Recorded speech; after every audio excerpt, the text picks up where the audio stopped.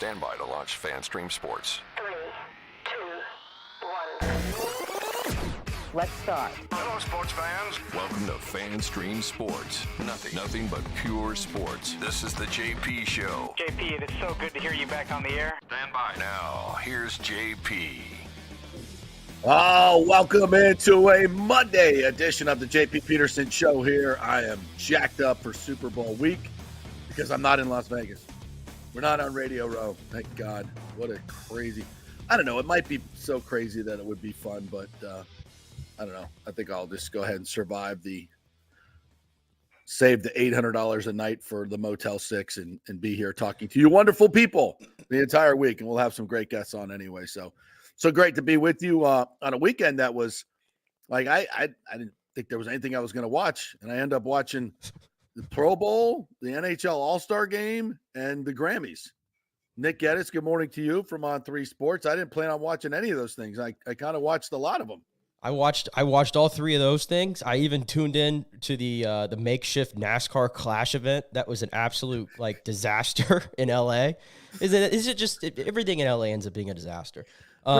Pretty much. Yeah. And then I sat down on Sunday and I was like, oh, we have a great finish to this. What was it? The Pebble Beach Pro-Am. Great finish set up for this, and washed out. And then people are alerting me on the interweb. Oh, well, Live Golf has Sunday to itself. You could watch that. No, I'm good. I turned over to it for like 3 seconds. I've watched 4 or 5 things, and something happened, and I just that's it. I'm done. It was like, I guess they were coming down to the end. It's probably it's supposed to be dramatic, coming down to the wire, and all I can hear on TV is oons, oons, oons, oons going in the background. And then that's all I can hear. And they go, all right, let's go over to our leader on 4. Like, your leader can't be on 4, finishing up on 6. Like, what do we do with this shotgun start? Is so stupid. Like, oh yeah, this is his 18th, but it's his 4th. I'm like, my brain can't handle that. All right, I want the leaders in the same groups coming down to 18. I can't do. He's on team, blah, blah, and they're 4 shots behind. Team what? Team who? Like, what are these logos? What am I watching? It's just like, it's not even a college golf tournament. It's just like so stupid. Yeah, and by the way, Sunday to their own, and the YouTube feed had 28,000 people watching it. Was like the high mark. Oh my God. And it's funny. The funny thing about it is they've got so many more. They've got a better roster now. They've got a better roster than the PGA Tour. You don't need all that, bro. Just put on a golf tournament and I'll watch. Yeah. Stop with the clown show. Stop with the clown show and I'll watch. You got great players. Instead,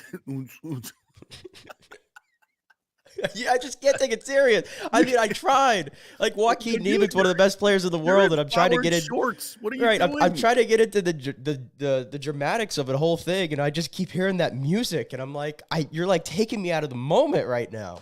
Oh my God. But yeah, anyway, we watched all these events, and then at night, I guess we both ended up watching the entire Grammys, which I would have never done, but I felt compelled to last night.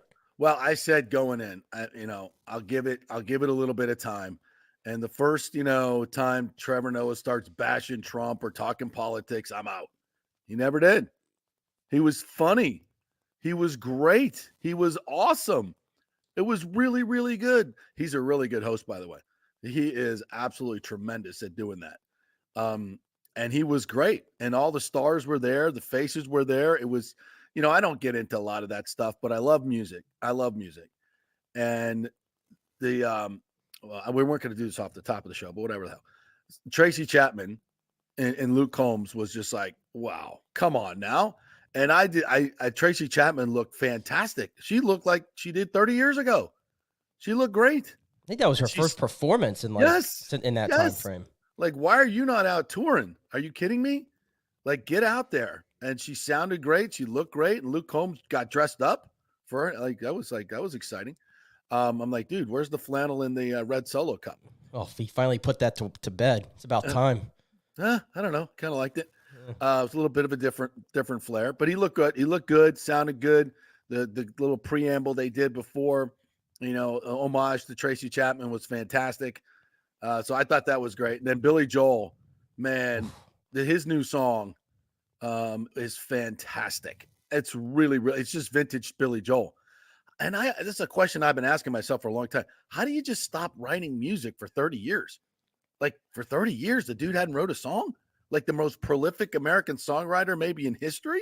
But think about that. Writing 30 years without writing a single song. And did he ever fall off of the relevancy ladder? No. Not one bit. It says I'm coming out for a concert and fills every stadium in America. Right. And he was the main event last night on the Grammys in 2024. So, I mean. Yeah. And then they had to make me suffer a little bit to get to it. There were some interesting performances leading up to it. And it's getting late. And I'm like, can we get to Billy Joel already so I could hear this song? And this will make me a complete a-hole for saying this, but I'll say it anyway. Joni Mitchell is a legend. She is a legend of and there are some times when you want to pay homage to legends, but you don't need to do that. You know, that to me was borderline sad. If you missed it, 81-year-old Joni Mitchell, they brought her out. She's sitting down with a cane, singing. No. I actually liked it. I didn't know who Joni Mitchell. I never had. I mean, this might be my ignorance showing, but I had no idea who Joni Mitchell was. And then I saw Brandi Carlile came out and gave the preamble, and it got me invested. And I looked her up, and then I saw the performance, and I was like, wow. She's 81 years old or 81 years old, first Grammy. I mean, I liked it. Yeah. But that was, I would rather remember her when she was amazing. Whatever. And the more I say, the more a-hole I said. She had a brain aneurysm 10 years ago and is back singing. And she won a Grammy. That's pretty awesome. That's pretty freaking awesome. But yeah, I'm with you, Jeff. Christopher Cole's like, I didn't even watch the Grammy. I had stopped watching all award shows, and I just said I'm going to give this one a little because I love watching. I used to love watching the Grammys. I kind of stopped after the whole WAP thing. I'm like, yeah, that's just WAP. I'm not sure you can put that on TV. It's 8:00 at night. Every 7-year-old girl just saw that. You think that's okay? No, it's not okay. And I'm not some prude, but that was disgusting, vile on so many levels. And then all the other, political BS that's going to follow. No, thank you. But I think they've finally gotten the message that people aren't really interested in that. So I thought it was great. Thought it was fantastic. All right, let's get to the others. Let's get to the more important stuff. All right. Oh, one last thing. Where was Travis Kelce? Where was Travis? Taylor was all there by herself? Hardly.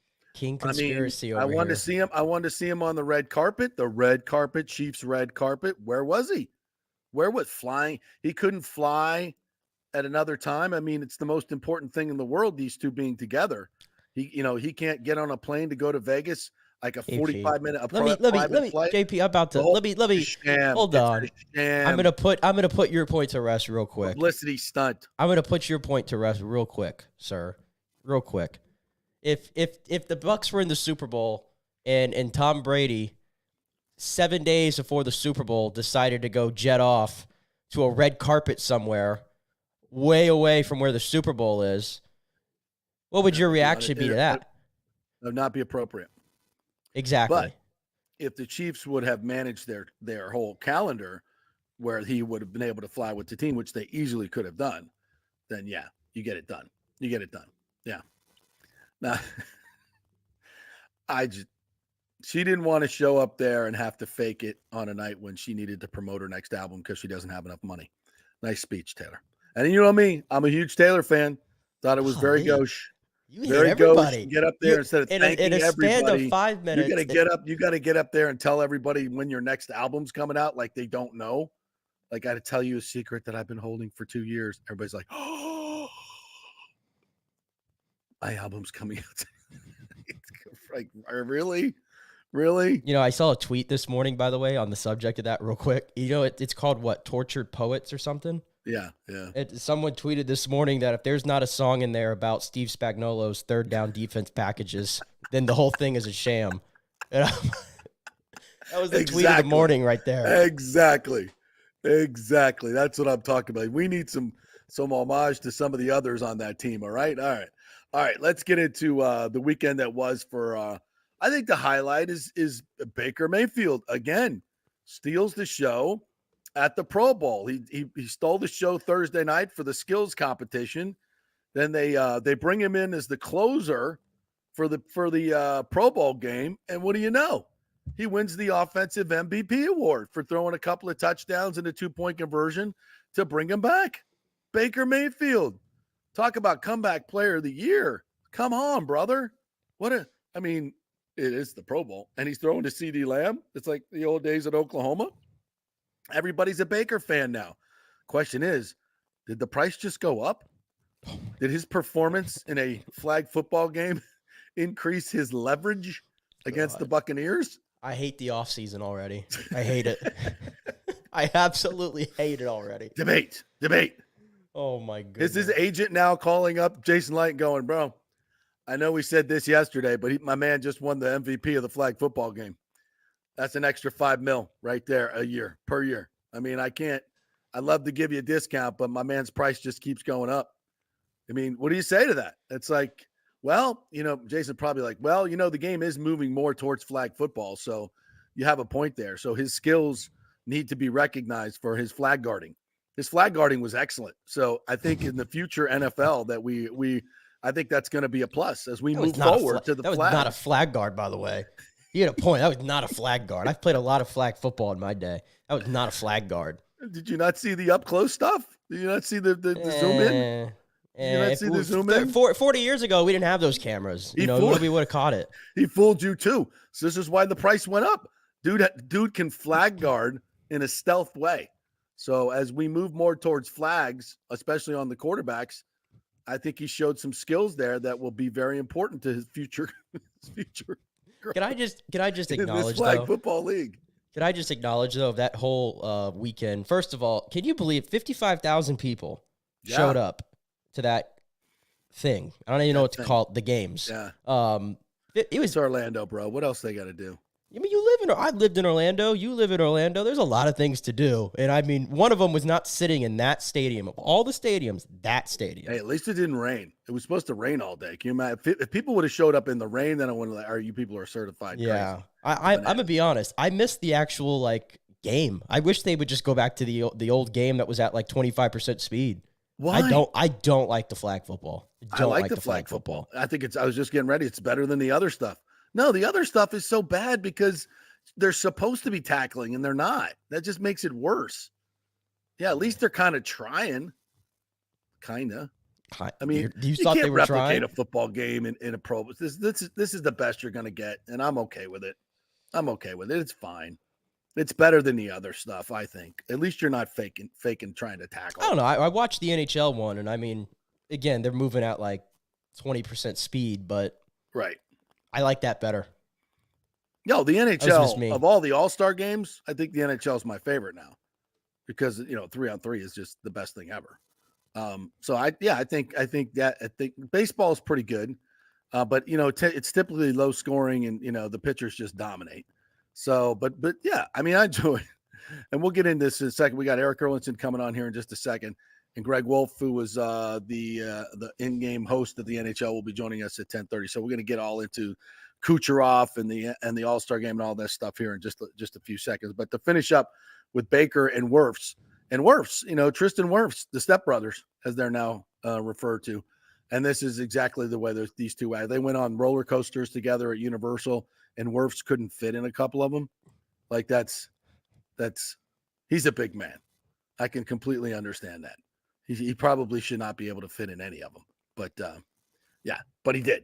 So the two of them, I like the visual of those two side by side in the Velocicoaster with, Wirfs spilling out of the harness and little Baker there sitting there. There's two stepbrothers. That is a marketing genius thing to come, and I can't wait. And by the way, I'm sitting here thinking, Sean King comes out and says they'll never win a Super Bowl with Baker. Okay. Is Baker got a ceiling? Yeah, he's got a ceiling. Most quarterbacks do. But you know what? I'm here for it. I'm all in on the Baker, Wirfs, Evans, put the band back together. The old guys, young guys, the guys that are, dogs that love to play. I'm here for it. And we'll hear from Baker. And I was gonna say, at least the vibes are high. Yeah, the vibes are high around the team, and everybody loves Baker. And we've said it all for the last 6 months. Kelce one. Play the Kelce one. Here, we'll listen to the Kelce one. I think this kind of wraps up the Baker, not just for his teammates, but for everybody at the Pro Bowl. Jason Kelce. You saw Baker Mayfield twice this season. Yeah. What can you say about the year that Baker had in Tampa Bay? I mean, listen, I've always had tremendous respect for Baker. He's a fighter. He's a guy that wears his heart on his sleeve. He's a guy that motivates people. You can tell that just by any team he's been on. You can tell guys rally around him and enjoy playing with him. And I think that he's a guy that, we all have ups and downs in our career and are faced with adversity. And that's how you handle that and how you keep pushing forward. And he's clearly a fighter, and he's showing the world what he can do. So I absolutely loved watching. Unfortunately, we had to be on the tail end of it, the end of the year, but definitely loved watching Baker play this year. Yeah, there you go. I think that's the vibe that everyone gets from Baker, teammates and everything. And yeah, I'm here for it, man. Sign him up 3 years. Hopefully he doesn't want to break the bank, but whatever he wants. I mean, I'm not going over 40. And I'd rather not do 35. I'd like to have it around 30 for 3-4 years. I'm good with that. Let's move on and let's put this team together. We have an identity, scrappy. I like it. All right, let's talk some hockey with our good friend Eric Erlinson from lightninginsider.com and the Lightning Radio Network. Good morning to you, Eric. How are you? Good morning. How are you guys? Great. I know you're a music guy, big music guy. Did you watch the Grammys last night? I watched probably the final hour and a half, 2 hours, because basically I was waiting for Billy Joel to perform. Boy, they tease us on that one. Oh, yeah. Well, you knew it was going to be the last one of the night. Absolutely. Yeah. And it was worth it. I love the new song. Yeah. It's on. awesome. 17 years since he's released a single, 30 years since he's released an album. It's good to get new music from Billy Joel. Yeah, and it was classic Billy Joel too. I felt like I was listening to a song from the 90s, and I was all for it. I'm glad you didn't try to depart and do some pop bullcrap auto-tune shenanigans. Just give me some classic Billy Joel with a modern storyline, and he did. He delivered. It was fantastic. I'm going to the concert on the 24th. Cannot wait. Yeah, he's no nonsense. You get Billy Joel, you get Billy Joel. And actually, I'm going to go see him in Madison Square Garden on Friday. It's going to be amazing. I'm going up to New York tomorrow. I'm going to be there for the Rangers game and the Islanders game. And then my wife and two of my kids are going to join me. My wife's cousin, I got a friend from Atlanta. My best friend from Atlanta is going to join us too. We're going to go see Billy Joel at Madison Square Garden on Friday. And we have tickets to see him against with Sting on the 24th as well. Holy crap. Madison Square Garden to see Billy Joel. Bucket list. Dude, absolutely. I am so jealous because the venue matters. Yeah. The venue matters. And I saw Springsteen in New Jersey, not at the Garden, but at the Meadowlands. Yeah. Which was the old Meadowlands, which was like vintage Bruce, right? That's where a crappy old stadium in New Jersey. That's where he needed to play. So yeah, I saw him there. But the venue matters. But Madison Square Garden, that's going to be a treat. Yeah, we had talked about kind of doing something like this for the last couple of years, and then he came out over the summer and announced that his monthly residency was going to end at Madison Square Garden. I was like, oh God, we got to go now. So I think we're hitting show number 99. I think is the one this month. 99 consecutive months. So is that what he's been doing? Yeah, he's been playing one show per month at Madison Square Garden. I think for. I mean, my math is bad. Probably 8, 9, 10, 11 years, somewhere in that range.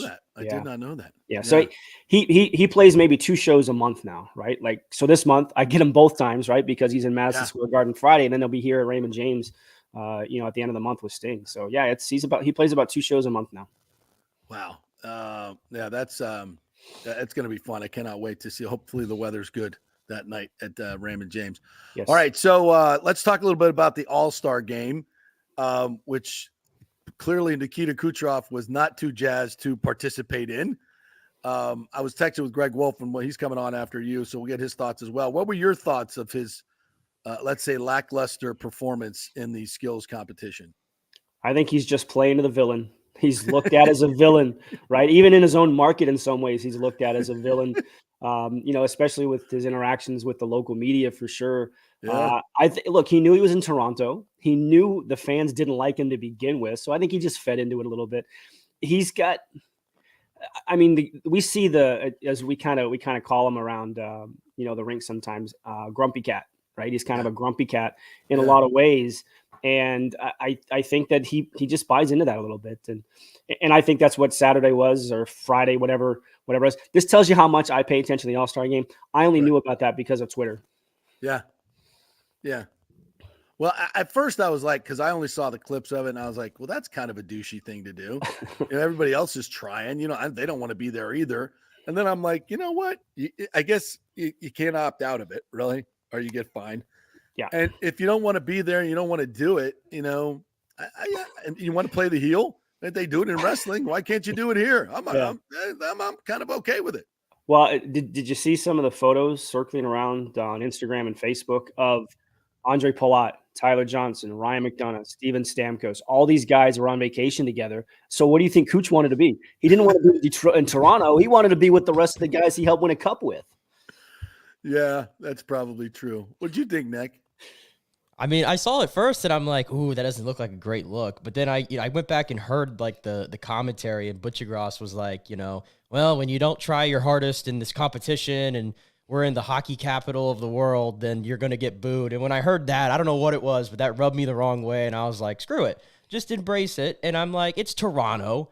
Like, even though they got us last year, we really much have owned them over the last whatever. They're still yeah, and I'm like, if this All-Star game was in like Tempe or Colorado or whatever, like, do I think Kuch would have embraced the villain role like that? Probably not. But it was in Toronto, and he was just like, screw it. Okay. So I think it's all fun. And Eric, I was going to say this too. How many people probably tell you all the time, well, the All-Star game doesn't matter. The All-Star weekend doesn't matter. And then when a player treats it like that, yeah. Whoa. Yeah. Whoa. Disrespecting the game. Yeah. It's, look, All-Star games, I think, have played their part. And I think that part is over. It's just, it's good for television. It's good for the market. We certainly saw that here in 2018 on how excited people were in the local market, especially with Gasper the weekend and seeing Gary Bettman in a pirate hat and all that stuff. But I think as a national scale, I think the All-Star game is overrated. It's something I haven't paid attention to probably since 2018 when the game was here, because it's not the real game. It's 3-on-3, but it's not 3-on-3. It's slow paced. There's no 2-on-1 breakaways up and down the ice like we saw when 3-on-3 was first introduced to the NHL. It's just not the same game. It's not the same feel. I think it's great for the local fans who maybe don't get to a ton of hockey games, get to see all that star power on the ice at the same time. That's kind of cool. But in terms of the game itself, I don't know. I just think it's past its time. And what, next year, there's not going to be an All-Star game. You're going to have this Four Nations tournament taking place between Sweden, the U.S., Finland, and Canada, which is probably going to be a lot cooler, and it replaces the All-Star game. I'm okay with that. And then you get the Olympics. Yeah, in 2026, if things go right, and 2030. So that's great that the NHL is going to go back. I love the best on best Olympic competition. There's nothing better. Nothing better. Yeah, that's fantastic. And the players love it. They get juiced for it. I mean, it means something. Yeah, exactly. Except, thankfully the NHL got off their greedy ass and figured out how to make it happen. And we can finally see Olympic hockey. But 3-on-3, if I'm not mistaken, they are considering changing the rules, right? And this is like they're actively looking at a shot clock or can't take it back behind the blue line. Is that correct? It's been brought up, I think, at the last GM's meeting in December, because that's what you see a lot in overtime now. It's such a possession game. How much did we talk about this in the first month of the season with these overtime games that Tampa Bay was losing because they lost the faceoff and never touched the puck? Yeah. So, because what you're seeing is players, if they don't like what they see, they're just going to come back out the zone and they're going to it's actually turned into kind of boring hockey in a lot of ways. But what's supposed to make 3-on-3 boring? Yes. Yeah. Thank the coaches for that. Yeah. But there's talk about, once you're in the zone, you can't leave the zone unless it's knocked out by an opponent or something like that. There's a shot clock recommendation. I don't know what they're going to do. But if 3-on-3 continues to trend the way it goes, it's not good for the game. No. I think they should change it. If they change it, I think it would be fantastic. If they do the shot clock, or what would your preference be? A shot clock, or just can't take it out of the once it comes out of the zone, the other team has to touch it first? I mean, how would you do it? I kind of like the shot clock idea. Maybe you have 15 seconds, because 15 seconds is an eternity in hockey a lot of times, especially 3-on-3. I like the shot clock idea. Number one, it speeds up the game a little bit. And number two, the more you get guys to shoot the puck, the more apt you are to have shots blocked or rebounds kicked out. Then you're going to start getting some of those 2-on-1s the other way, which is usually what ends games. I like that. Yeah, the shot clock, because then you can reset, and there's no other way to do it.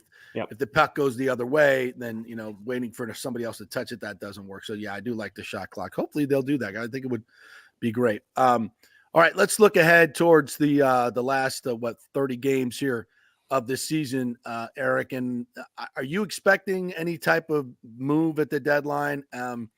Since the team's playing better, I'm less apt to see it happening, and they've obviously proven that they have some depth at Syracuse.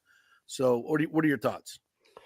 Well, I mean, Julian Brisebois has certainly shown us through the past handful of years that he's not afraid to make a move, and he's not afraid to go big and bold in a lot of moves. And it's paid off certainly a couple of times.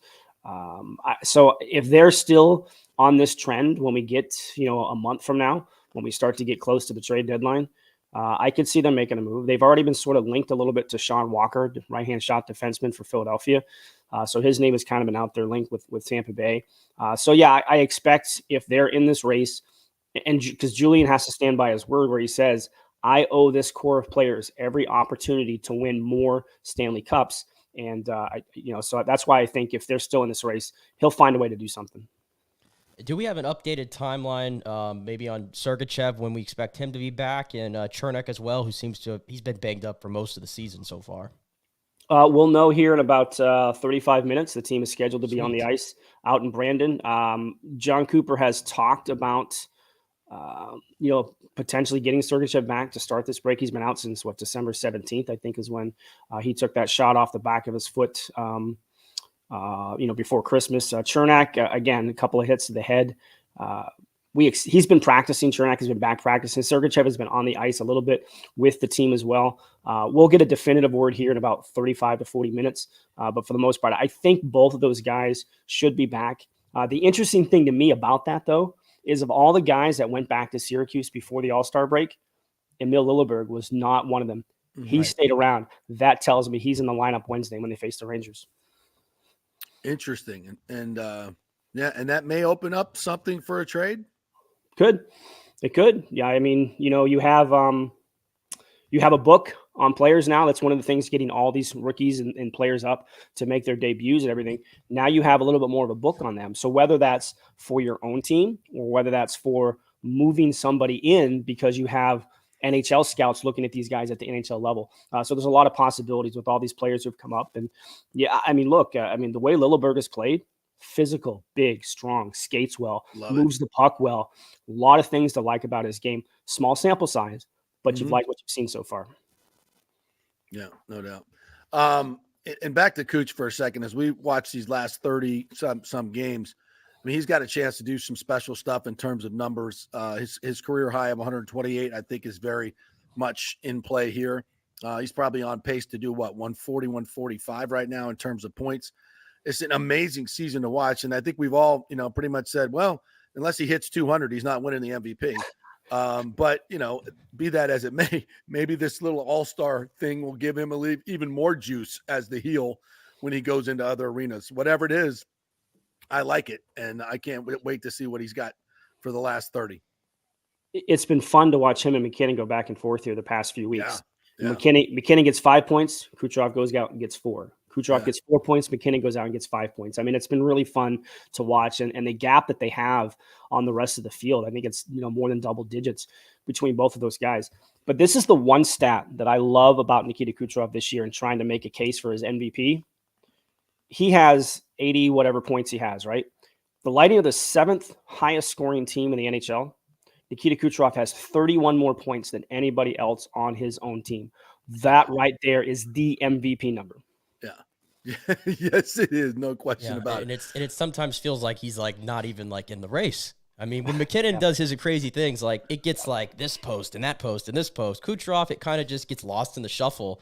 Yeah. And, I always come back to the, and I think this thing exists, the whole Canadian thing, and Kucherov being that villain to the rest of the league. And then I saw what he did this week, and I'm like, don't the hockey writers vote on the awards and stuff, Eric? Isn't that how that works? Yeah, for the heart.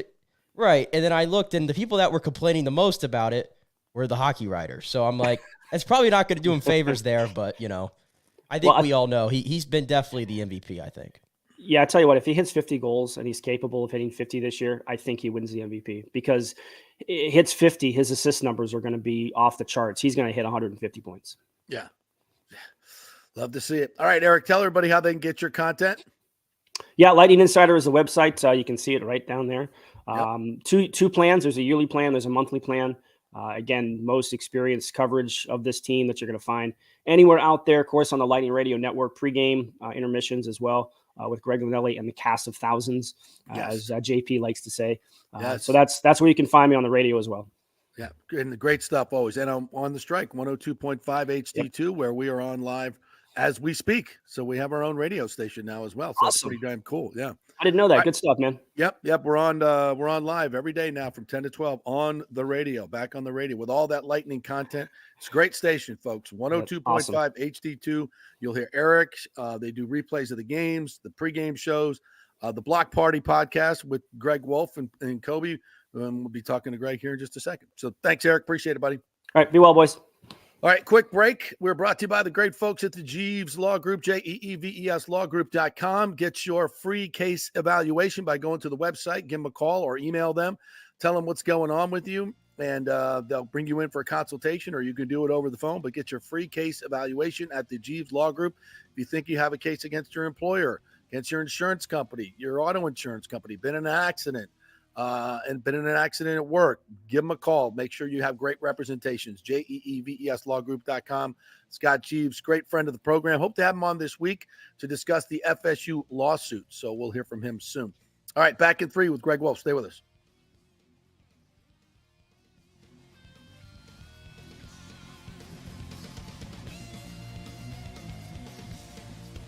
JP here from my friends at your local Synovus Bank, and I do mean friends, and I do mean local. One of the local managers in Tampa is John Acosta, big fan of the show, and I've known him for over 40 years. He's been in local banking since 1983. You talk about developing relationships. You don't stick around for that long unless you're doing things the right way and have a great reputation, and that's the focus company-wide at Synovus. Big enough to handle any complex international transaction, but small enough to answer the phone when you have an urgent question about your business or personal account. And for personal accounts, they have a very easy app that works great. You can do everything online. And for large or small businesses, you will get that personal touch and services to help build your business, taking your dreams and aspirations from the whiteboard to reality.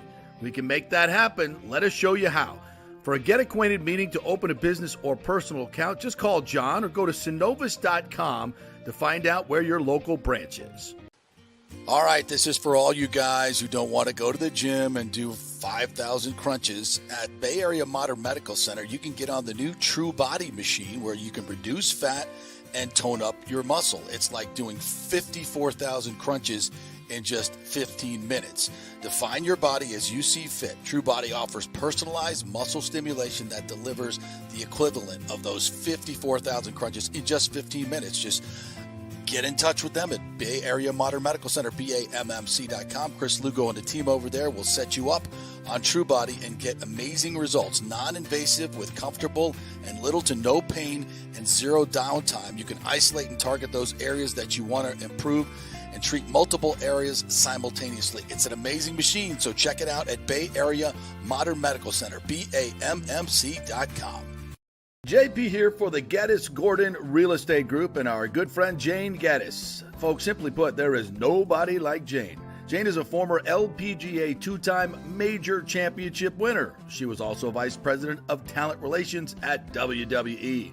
She also has a law degree from Stetson, so if Jane can drain a 10-footer to win the U.S. Open and stare down Hulk Hogan in the boardroom, you want Jane on your real estate team to not only negotiate the best deal, but find you the perfect home or investment property.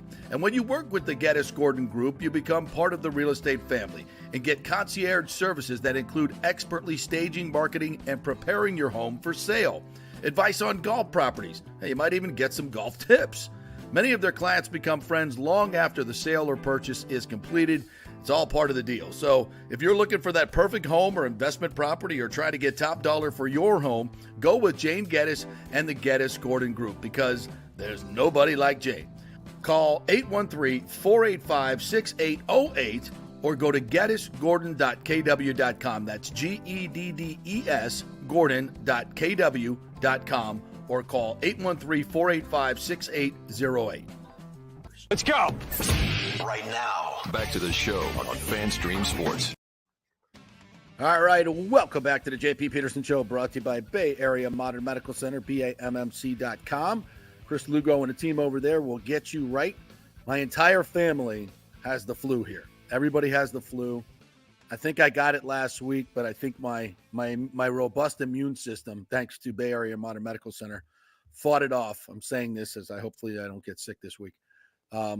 But I'm feeling better. Everybody else, not so much. So we need to get them on all the BAMMC protocols and get their immune system going. So if you want that type of care, and if you're sick, you need a new primary care that's going to spend more than 15 minutes with you, go to Bay Area Modern Medical Center, BAMMC.com. All right, let's welcome in our good friend Greg Wolf, your host at Amalie Arena for all the Tampa Bay Lightning games, and your host emeritus for all NHL, the big events like the All-Star game this weekend. What's up, Greg? How are you? What's up, Jay Pizzle? How you doing, my man? Not as good as you. I mean, living my life vicariously through your Instagram, my friend. It was looked like another incredible weekend. Is there any major celebrity you have not taken a picture with on the plane? I did not get one with the Biebs, man. He was too busy. So yeah, nothing with the Biebs, unfortunately, on this trip. Although I was pleasantly surprised to see how open and engaged he was with all the all-stars and the fans, and he actually did a private show on Saturday night, which I don't think he's performed live in a couple years, I think. And so he did this small acoustic performance, which was unbeknownst to us. But it was cool regardless. I mean, we had an event with the NHL. They always do this after party event for all the sponsors and all the staff and all that. So Nelly Furtado performed live. Nice. And she was fantastic. I mean, she was exceptional. And so that's always a good way to kind of wrap up the weekend. So to answer your question, yes, there is some folks I have not got pictures with, one of them being Justin Bieber. Well, I'm shocked by that. I'm sure when it gets to Amalie Arena, you'll find your way over there for sure. I mean, if you got Tom Cruise, you got Tom Cruise. Yeah, and it was also interesting too that Drake, of all places, or all people, I should say, being that he is Mr. Toronto. Right. He was here in Amalie, when I'm in his house, rocking his house. So it was kind of interesting how that all worked out. Yeah. Well, how come I would think he's a big hockey fan, right? I know he's a big NBA fan, but he's also a big hockey fan. I mean, right? he's kind of, I feel like Drake is like a sports bandwagoner, whoever's the hot team at the time. That's so true. You'll be on the Chiefs sideline standing next to Taylor. Yeah, I got you. You probably don't be surprised if you see that on Sunday. I would not be surprised. And by the way, speaking of, I'm not really up to date with my pop culture. Okay, admittedly, I'm kind of an old soul. But the Tate McRae, when I saw her, I'm like, who is? I have no idea who Tate McRae is, and the NHL was pushing her. And then I found out she's from Calgary and everything. And then I saw her performance, and it obviously went really well. And some of the players were even watching it, I think on the bench or whatever. They wanted to be up close. But have you figured out how big of a deal I guess she is now, and at least in Canada? It feels like she has some Taylor vibes to her in Canada. Yeah, she's I guess the best way you could describe her persona, if you will, I feel like she's kind of the Canadian Britney Spears, if you will, because her popularity in Canada is massive. I mean, again, for the NHL, to put her on that bill, again, I was unfamiliar with her as well. I've heard her song Greedy before on the pop charts here on the pop stations in Tampa. But again, never really delved in or kind of dug into who she was as far as an artist, but she was great. I mean, her performance was fantastic. She was very well received by the fans. If you YouTube some of her videos, they're a little racy. I was surprised that hockey moms were going to be, so okay with her provocativeness, but she did a clean performance. It wasn't racy at all. And I think, again, the fans gravitated towards it. She was a great performer. I thought she did well. I thought all the musical groups that they had that performed, and again, I don't know what you guys see on TV as opposed to what we see in the arena, but I thought all the musical acts that they booked, whether that was the national anthem, the stuff that we had during intermissions or whatever, I thought that it was pretty on brand, to say the least. So I am curious to see how it's going to unfold next weekend, not this coming weekend, but the following weekend for the Stadium Series in New Jersey, as they book the Jonas Brothers to kind of open up the festivities next Saturday. That's the Philadelphia Flyers versus the New Jersey Devils before Sunday's Battle of New York, which is the Islanders and the Rangers. And I know they just announced AJR, the rock band, would be performing during the first intermission. But I think that Jonas Brothers show is an actual full concert event before the game. I almost feel like they're pushing it more as a Jonas Brothers concert than they are the hockey game. But it's going to be a sold-out MetLife Stadium for 2 weekends next weekend. So it's going to be crazy. That's the 17th and 18th of February. That'll be my next venture. Well, I love the fact that the NHL is embracing the music world. And by the way, I saw the Reclaws, who I think they did the Canadian anthem. That's probably one of your groups, right, Nick? The Reclaws, a little Canadian country band, really good. I was listening to them on Sirius XM radio. They were doing an interview, and I listened to some of their music. Really good, like them. Yeah, they had the Glorious Sons. They had the dude, the band Talk. I mean, people in groups that I was not really familiar with, but now I'm pretty familiar with, and their music is pretty good, man, to say the least. Yeah, I need some new music in my life, and all of them are really impressive. So, well, anyway, glad you had a good time. The music to the ears of the Toronto people were booing Nikita Kucherov. We were texting this morning. I said, I kind of thought it was a bad look, but now yourself and Eric Erlinson and Nick have talked me into it. It's like he's playing the heel. He doesn't like these Toronto people. So I'm like, okay, I'm kind of down with that. I mean, at the end of the day, we know Kuch, right? Most of the people around the league, they don't know Kuch. They haven't seen different sides of Kuch. They just know Kuch on the ice. We know Kuch, from the boat parades, and we've seen that side of him. But we know he is the consummate professional. When you put him on the ice, it is perfection or it is nothing. Knowing that he's going in this event, and he's really looking at it as, I'm going to have fun with my friends. He's not there to compete the way people expect them to be out there competing to go win $1 million. Kuch does not give a crap about any of that stuff. Do you really think he was going up there to take out Connor McDavid or Nathan McKinnon? No, he's up there because and have a couple beers in the locker room before they go out and just have fun. So Kuch's whole mindset going into that is, I'm here to have fun and hang out with my friends. I don't care about a timed skill or a shooting. He's not into that. He pulled a Marshawn Lynch. He did. I'm just here so I don't get fined. We saw that when Ovechkin, Ovi didn't want to participate, and the league's like, well, then we're going to fine you and set an example. So Kuch said, okay, cool, I'll go, but I'm going on my terms. And my terms is, I'm going to have fun. I'm going to hang out with the best players of the world, and screw you Toronto fans if you don't like me and my performance out here on the ice. And he reveled in that moment. He was giving them the hand waves and all that when they were booing him. And so it was awesome. And honestly, I think a lot of those, what you thought were boos coming across the TV screen, a lot of it was Kuch, because there were a lot of Lightning fans in that building, whether people want to accept that or not. Nice. I ran into a ton of Lightning fans in that house. So don't be thinking it was a lot of boos when there was a lot of Kuches mixed in with that as well. All right. Fair enough. So that's my take on that whole situation. Listen, again, I'm I was with there. you. I saw it. Yeah. I didn't take it that way. I saw it as Kuch being Kuch. Good. Well, that's why we wanted to get you on, to get a feel for it. Because, I think on TV, I think they kind of want to, because the national media, when they get chances to take shots at Kucherov, they're going to take them. And as Eric just mentioned as well, it's the hockey writers, and Nick said this as well, that vote on the MVP and vote on the Hart Trophy. And they're the ones that were, bitching the most about Kucherov. So I think if he doesn't hit 150 or maybe 175 in points, no way he wins this award, because these hockey writers, many of them think they're a little bit more important than they should be.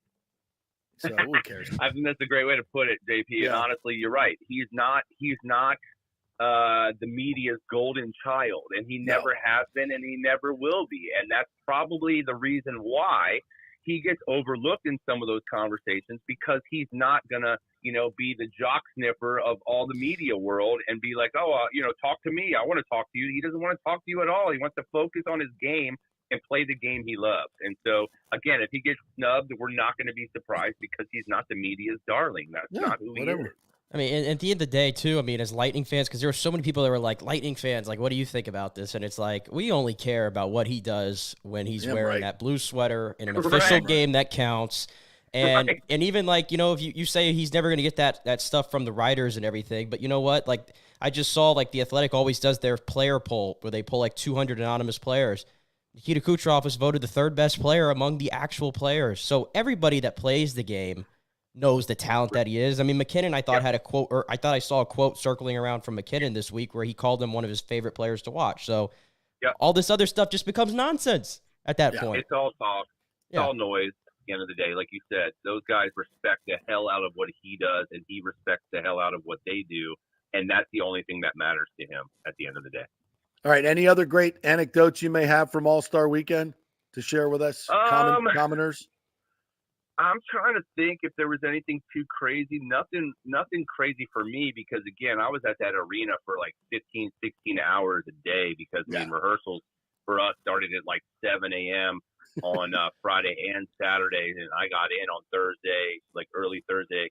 And so, like, just literally spent 3 days in that building. I did think that the Toronto arena, Scotiabank Arena, I don't know if I had different expectations. Maybe because you're thinking Toronto, the Hall of Fame is around the corner. It's the hockey mecca of the world.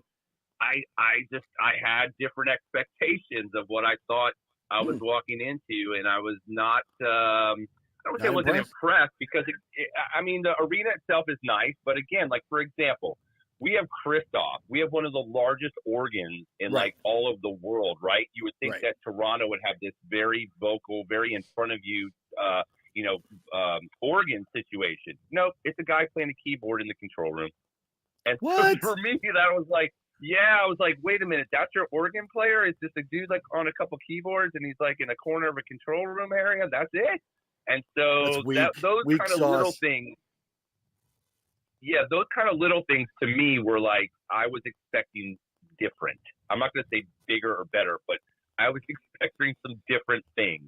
But again, overall, Toronto's a great city. I didn't, again, have a chance to really go out and explore, but for the times I was out and about in downtown, it reminds me a lot of New York, just a cleaner New York, not as crowded. The best way I can describe it, but it's a very cool city. It has a very cool vibe to it, and I do hope to get back to someday to explore it a little bit more. But the hockey fans, the hockey community, I will say it time and time again, they are the best fans in all of sports. I've dealt with baseball fans, I've dealt with NFL fans, right? But just the passion that hockey fans have for their teams, and just how nice they are. When they found out, the Lightning guys in our house, that's the only razz they give you, because what are you going to give us crap for being the best team in hockey for the last decade? Okay.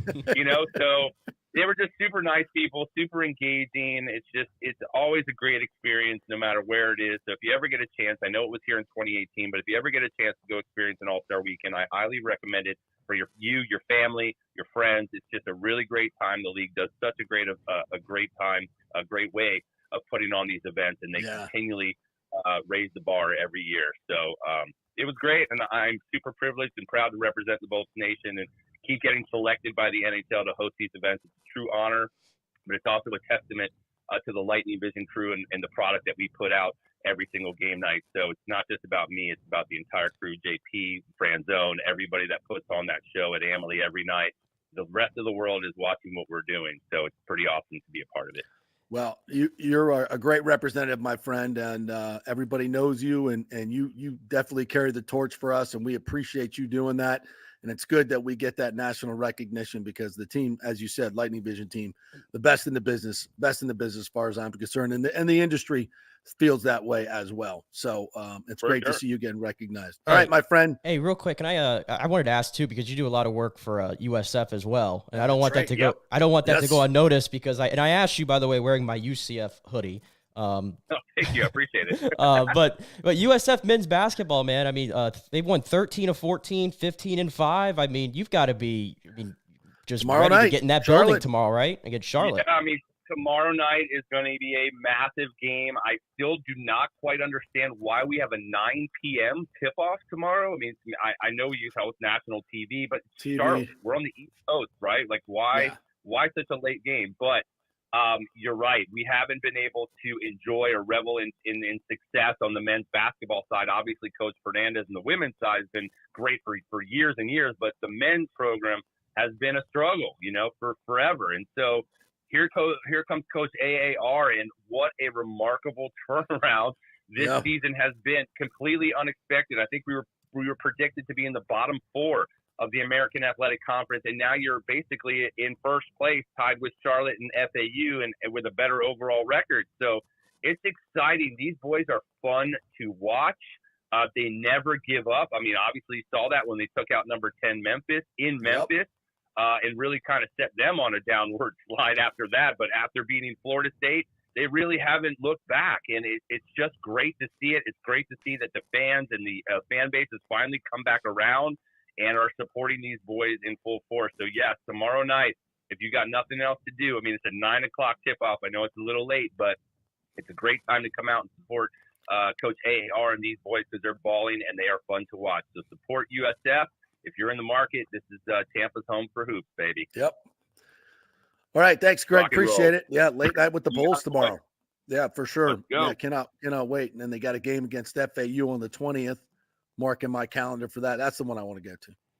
That's the one. Let's go. Yep. All right. Thanks, Greg. Appreciate it, buddy. All right, fellas. The great Greg Wolf right there. We'll be at Emily. When's our next game? The 14th, I believe. Still a ways away. Next home game. No, this feels like a longer All-Star break than typical. Well, I think all those games that we had in hand. Yeah, where everybody else was playing the last week while we were sitting on the sidelines, and then you get the guys get the break, and then we're not home for a couple more games, so it feels even longer.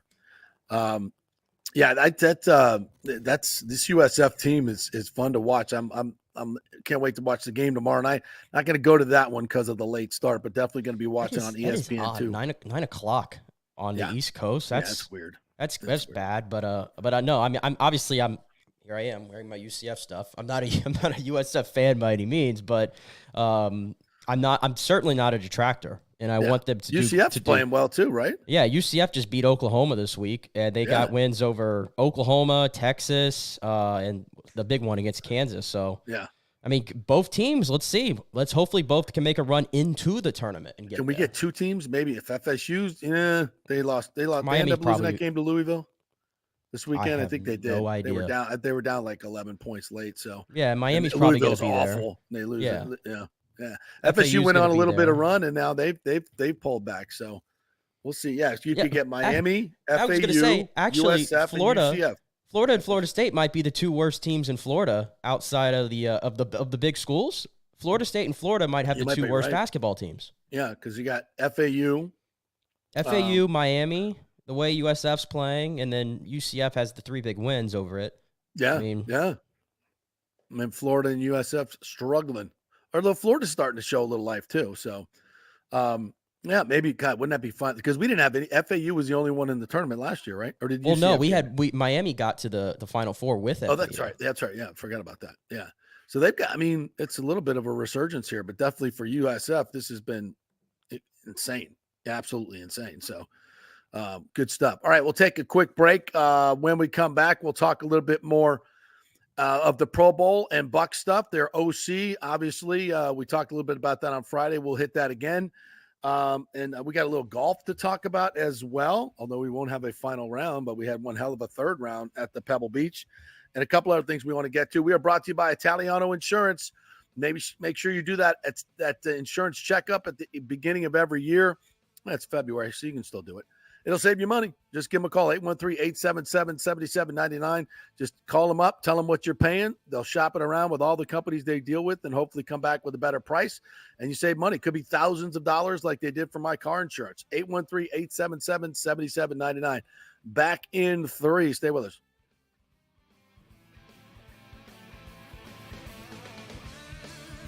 JP here for the Jeeves Law Group, Jeeves. Call for a free case evaluation, 888-9-JEEVES. That's 888-9-JEEVES. We're local, we're trusted. The law firm brings over 80 years of combined legal experience focusing on clients in Tampa Bay, the state of Florida, and national class action cases. If you're injured, get that free case evaluation, no cost to you. The Jeeves Law Group's focus is on auto, truck, and motorcycle accidents, as well as class action and consumer protection law. Scott Jeeves is a board-certified civil trial lawyer and a certified circuit court mediator practicing in the Tampa Bay area for over 30 years. You hear him on the show all the time. Great guy, big Gator fan, and great for the community. The Jeeves Law Group is a highly skilled team with years of experience that will apply their skills, expertise, and knowledge to assist individuals who have been in an accident with compensation for damages, lost wages, medical expenses, pain and suffering, and property damage. Get that free case evaluation, 888-9-JEEVES. That's 888-9-JEEVES. JP here for my good friends at Italiano Insurance, and they did it again. Once again, Italiano Insurance stepping up with the best customer service. I was in a bind. My old insurance company, my auto insurance, jacked up my rates, so I called Charity at Italiano Insurance, and she stayed till 9:30 at night until she got my insurance done. And guess what? She searched all these companies for me. I didn't do the work. She did. Saved me $1,000 on my annual premium. $1,000, folks. That's real money. And that's what you get at Italiano Insurance. Great customer service. And here's another note for you, by the way, with hurricane season up. 40% of people in Florida are underinsured. That means if you have something happen during a hurricane and you need replacement costs, you're going to get 40% less than you deserve. Can't let that happen. Call the folks at Italiano Insurance and get them to help you out in both those regards. They will save you money and keep you insured properly. That's 813-877-7799. Great folks in the community, been doing it for over 60 years. Italiano Insurance, 813-877-7799. Start the new year with a new diamond from the Gold and Diamond Source. It's still engagement season. Where better to get that special ring than the Gold and Diamond Source? Of course, I just got mine there. I'm engaged. You should do the same thing. Let's go. Gold and Diamond Source has the largest selection of engagement rings in the country. A literal jewelry superstore with 30 times the inventory of any normal jeweler. And if you have a loved one or a special person in your life who has a birthday this month, maybe you have an anniversary coming up, you can get 15% off the January birthstone, which is garnet, as in garnet and gold for all your Seminoles. Celebrate that mythical national championship. And it's the Gold and Diamond Source's 40th anniversary. For the past 40 years, they have taken pride in offering only natural diamonds formed over billions of years from the Earth's incredible forces. And gold prices are at an all-time high. Now's your chance to turn your jewelry box into a cash machine. It's the perfect time to trade in your broken or unworn pieces for something new and stunning. It's the Gold and Diamond Source, 3800 Omerton Road, always online at thegoldendiamondsource.com. Let's go. Right now, back to the show on FanStream Sports. All right, welcome back to the JP Peterson Show, brought to you by the great folks at Synovus Bank, the big bank with a local feel. Go say hello to my good friend John Acosta over there and all the great folks that live in your neighborhood and work at Synovus Bank. He's been in the banking business here locally since 1983, as are many of the folks over there at Synovus Bank. So when you walk in, it has a real neighborhood feel to it. The big bank that can do all the big things, but treat you like a local bank, and that is Synovus.com. Head on over there, tell them JP sent you.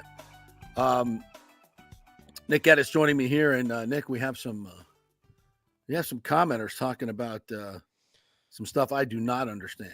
Oh, I feel like I already know which one you're talking about. So please, this will be the wrestling portion of the show, brought to you by Nick Geddes and Buck's Basement. What's going on with this whole shenanigans here? Well, JP, it's WrestleMania season.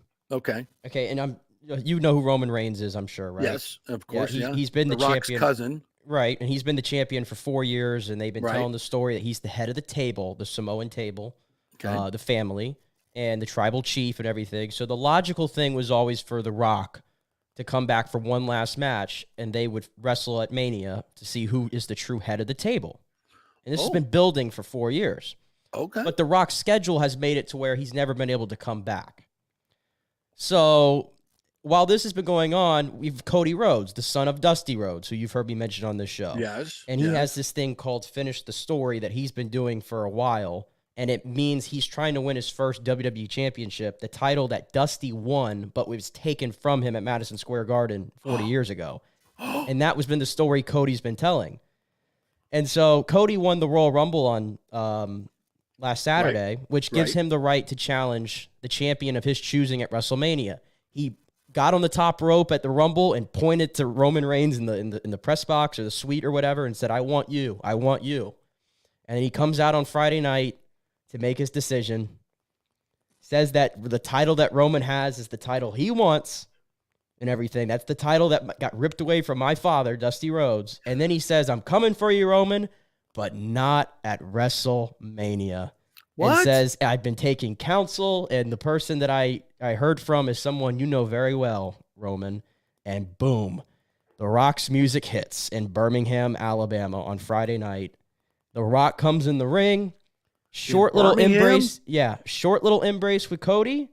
Cody leaves the ring, and then Cody and Rock and Roman have their stare down with the crowd going nuts. And it just, it started a firestorm. The hashtag We Want Cody it was the #1 trend on Twitter all weekend with like over 200,000 tweets. Wrestlers inside the company, outside the company, celebrities all tweeting, "We want Cody, not Rock," to have that spot, because it looks like Rock literally just came back and forced his way into what we've been all building for Cody. The fans want Cody. They don't want Rock. The YouTube video, JP, and Buck's Basement put it here in a separate comment. The YouTube video has surpassed 600,000 dislikes of The Rock and Roman. It is the most disliked video in WWE YouTube history by far. He says, "Yeah, The Rock and Roman Reigns stare down at YouTube, over 600,000 dislikes." Right. He also and The Rock, said, go read this I one. said, "Love you guys, but I'm taking a moment to say, hashtag We Want Cody. F you, Rock, for taking the man's spot at Mania when you're washed and can't go even 5 minutes without being gassed. Give Cody his main event." Yeah. Yeah. Wow. It's So like the Rock is disliked. Wow. Oh, yeah. And The Rock is like, because The Rock, if you recall the stuff that happened. President. Well, last week he became like on the board of TKO and everything, and there's been reports coming out that part of The Rock's deal was that he would get this match with Roman at Mania. So that's why everybody's really resenting him, is because it looks like he came in and literally forced his way in at the last second. Yeah, but it's Rock and Roman. That's my thing. It's like, if they can do Rock and Roman, if Rock can do it, I understand, like, you feel like you have to do it. But the way they set it up on Friday is what sucked, because it made Cody look like a loser. Just being like, "Here, Rock, take my spot. Beat this guy for me." No. Well, I mean, he's not going to win. Great drama. It's great drama, though. You get, even though it's 600,000 dislikes, there's energy. There's energy behind it. That's what they want. So right. And by the way, what they really wanted, I was scrolling on SportsCenter the next morning. They posted the stare down between Rock and Roman. SportsCenter. Yeah. Isn't ESPN bought into some part of WWE or something?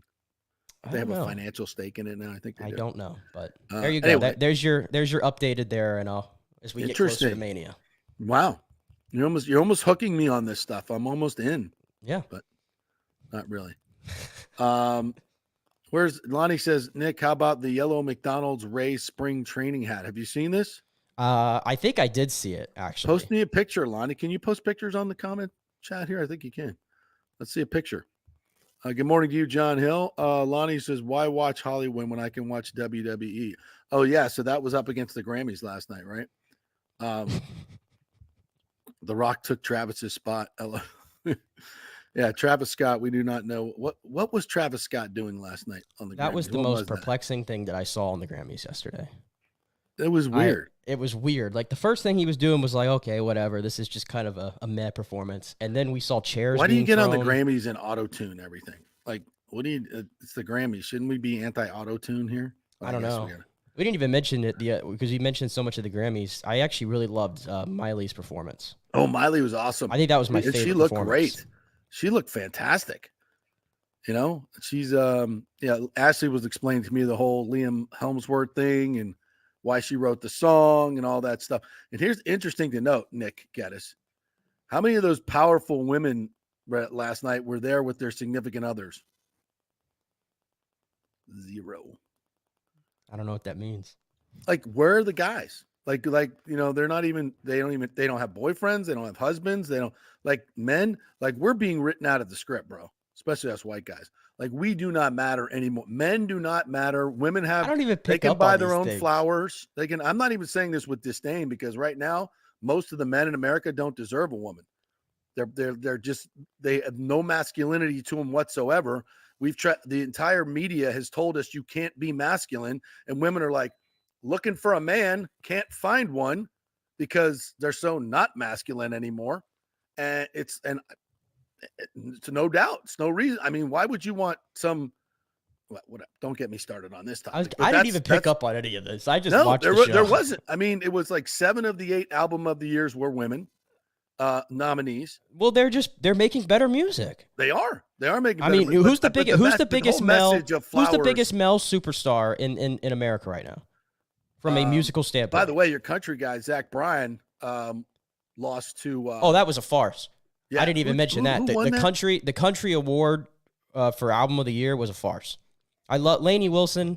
I have respect for her and everything, but if you're in the same award as Zach Bryan and Tyler Childers, who's been doing this for over a decade with no accolades, come on. That was a farce. Yeah, when I saw Lainey win, I'm like, come on. Like, I like Lainey, but over those guys? No way. That was a farce. That was awful. No, but the song of the year category I think was all female songs, but I was like, okay, but these are all like the 8 biggest musical superstars. I'm not crapping on it. I'm recognizing it. I'm recognizing it. The men need to step up. Where are the men in this business? Where are the men being men? Like, where are they? Like, Taylor was there without her man. They're so in love, and he can't even make it to the Grammys. To the Super Bowl. He went to the Super Bowl. He can't even. He's got his big thing going on. He wanted her to have her moment. You got to be next to her. You got to be next to your woman. She's having her moment. Why are you not there to support her? Okay, then why aren't you crowning Jay-Z right now? Because Jay-Z, why don't you crown Jay-Z right now then? Because he took the stage for his speech, which I thought was funny and really good, and good. He went up and stood up for Beyonce for not having an award, album of the year award win. Yeah, that's kind of crazy. I like what he said. I like what he said though. He's like, some of you shouldn't even be nominated tonight. But in these categories, some of the categories are like, what? Like, it was so funny. And he's like, sorry, when I get nervous, I tell the truth. He was great. Brought his daughter up there. Beautiful. Yeah, that was a fun moment too. That was a fun moment. And then this one, Taylor dissing Celine was not nice. What the hell was that all about? What's the backstory to that? I have no idea. I have no idea. Like, the whole Taylor thing's like, I can't get bogged down in it. I have no idea what happened there. So Taylor comes up, and she comes up to get her album of the year award, 4th win for album of the year, more than anybody else, more than anybody else. And she like literally grabs everybody and hugs everybody, and then just walks up to Celine, doesn't even look at her, and she gets the Grammy from Celine. Doesn't even look at her, didn't acknowledge her, didn't say anything about her. Oh. I missed that. Yeah. So did Celine say something about? I don't know. I don't get wrapped up in that either. But that was kind of interesting too. So it was a fun Grammys. All in all, I thought it was very apolitical. Thank God, and very well done for the most part. By the way, to go back to Lonnie's, what was it? Lonnie's comment about the yellow hat. Yeah. I'm gonna put it up real quick, JP. So you could. God. I had to see it. Lonnie had to see it. We all have to see it. Look at that thing. Oh my God. It's blinding. I think this is what the players are actually going to be wearing during the spring training games right there. Holy shiz. You can't take your eyes off it. How much is this thing? I have it cut off. You can have this for $46, folks, before shipping. $46? Before shipping and handling. You can have it for $46. Oh, you can get it in a size 8 too. Who's Buckethead's getting an 8? Mine. Oh, I got to get off the screen. Wow, that's ugly. Wow, is that ugly? Whew. $47 for 50. Was that 55 delivered to your house? Jesus. Well, apparently, if you order today, you get free shipping on it. So only $46. Free shipping. I have a rule. I do not pay over $25 for a hat. I mean, I came on here, what was it, last year, and I said I spent $45 on a Rays hat last year. I did. It's outrageous. I did do that, and Casey wasn't happy with me. Nor should she be. That's ridiculous. All right, some other great comments coming in. By the way, you guys can always comment on Facebook at JP Peterson if you want to watch it there, on Twitter at FanstreamJP or at the JP Peterson Show. Comment there. Also on YouTube, the JP Peterson Show, and don't forget always to listen and as the podcast. If you don't catch it live, folks, you can always listen later on in afternoon drive or in the middays if there's something else you're looking for. That's not a commercial break. And by the way, we're on 102.5 HD too. So lock that in and you can listen to us live from 10 to 12 on the radio if you're running around.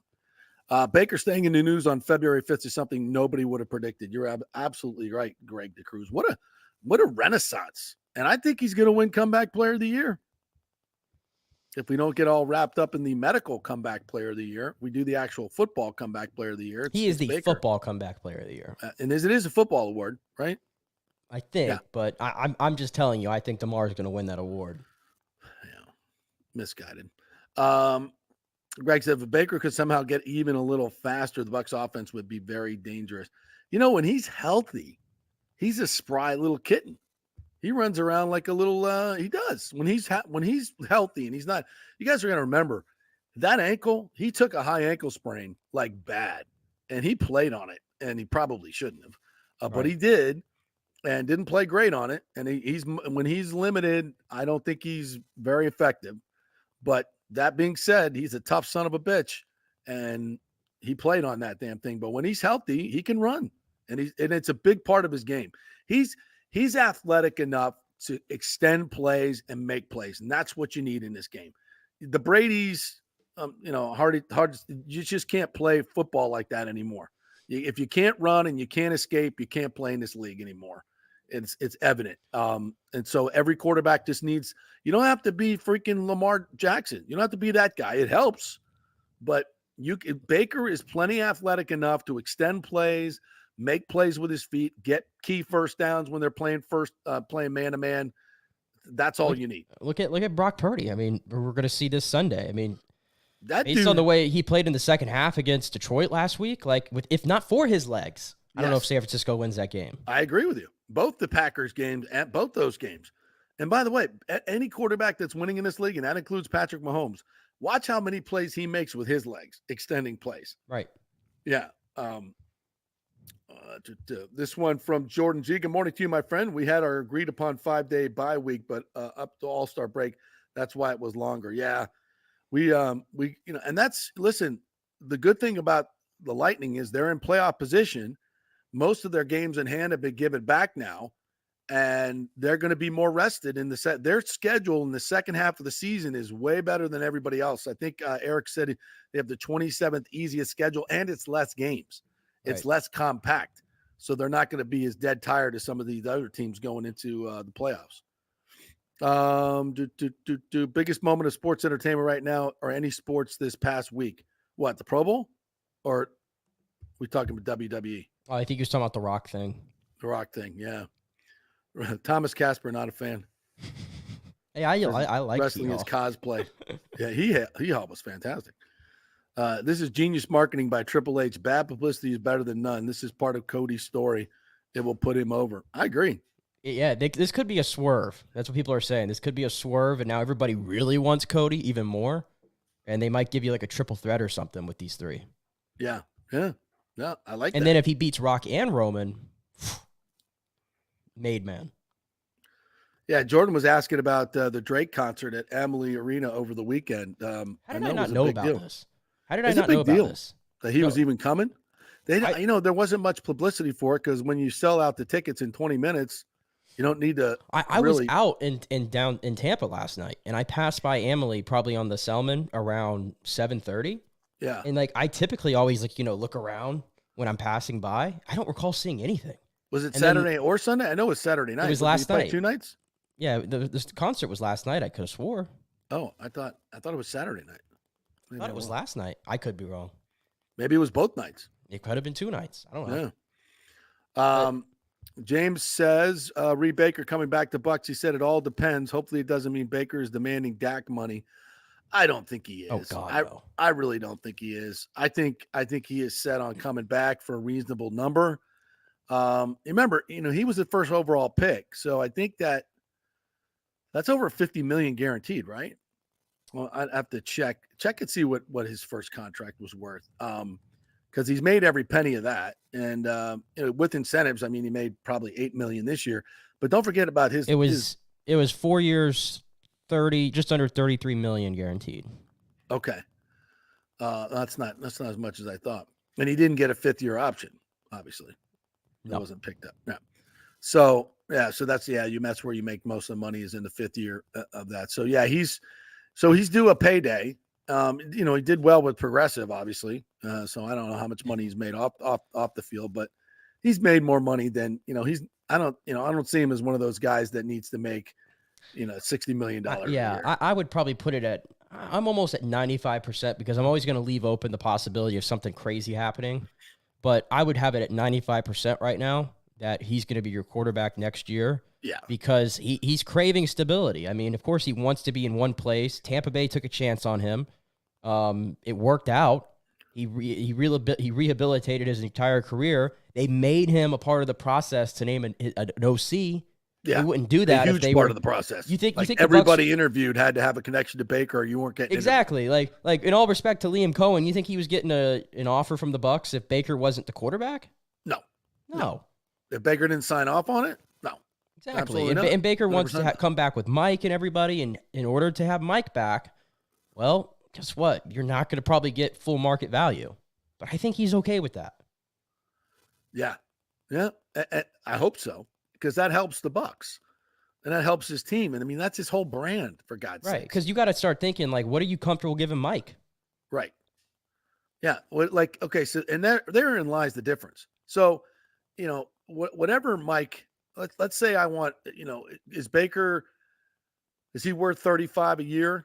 That's pushing it. Is he worth 25? Yeah.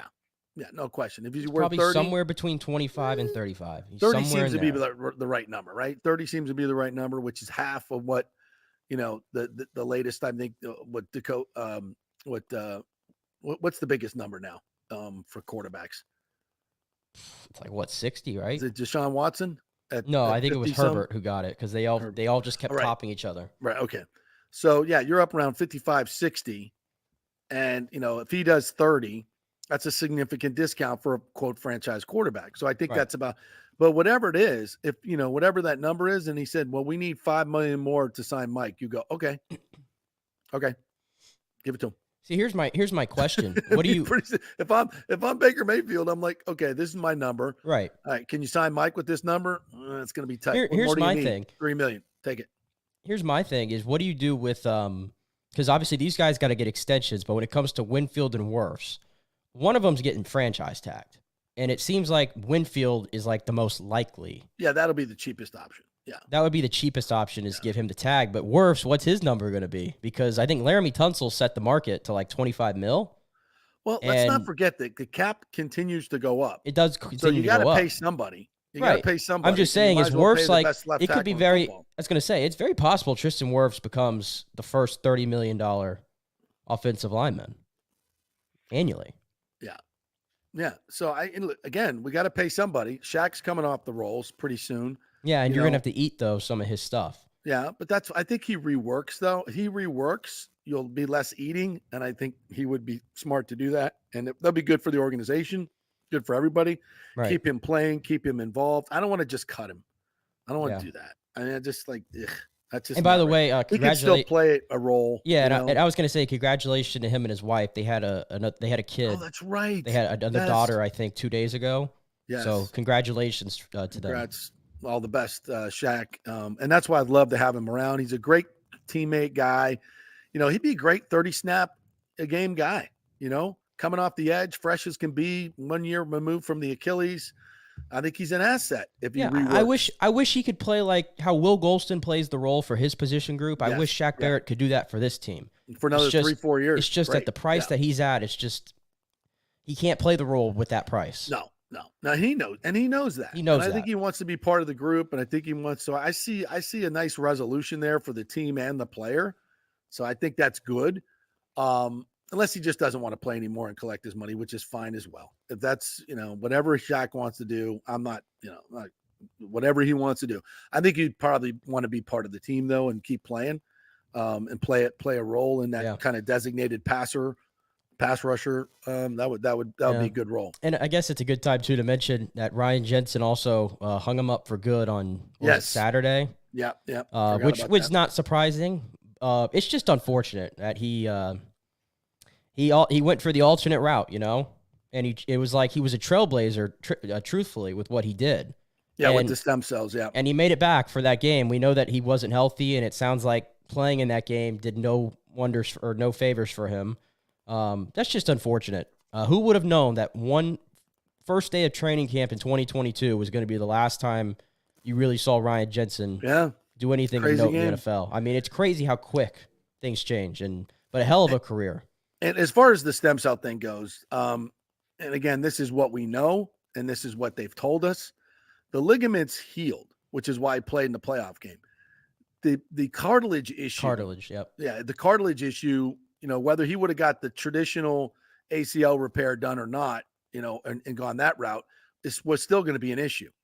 That was the problem. So it wasn't because he chose stem cells over the more traditional fight. It's just because this particular cartilage issue has been the problem, and he can't get past it. And it seems it's like an inoperable thing. So it is what it is. But I tell you what, I don't know where his head's at, but if he wants to become the offensive line coach, I think honestly, it's probably something they would absolutely do. If he wants to get inside that role, maybe not the O-line coach right away, but just an assistant to start, but just to be around the team and everything. I think he obviously loves it here. Won a Super Bowl. Better. Yeah. And just speaking of his career, I mean, listen, I know Brady gets a lot of credit and Bruce Arians for the Bucs turnaround. And I feel like Ryan's one of the unsung heroes of that whole operation. I agree. When it comes to giving you a nastiness, we talked about that in 2022. It felt like He's our Jason Kelce. Yeah, like the Bucs lost their fire starter in 2022, and that was Ryan Jensen, and that was a big deal.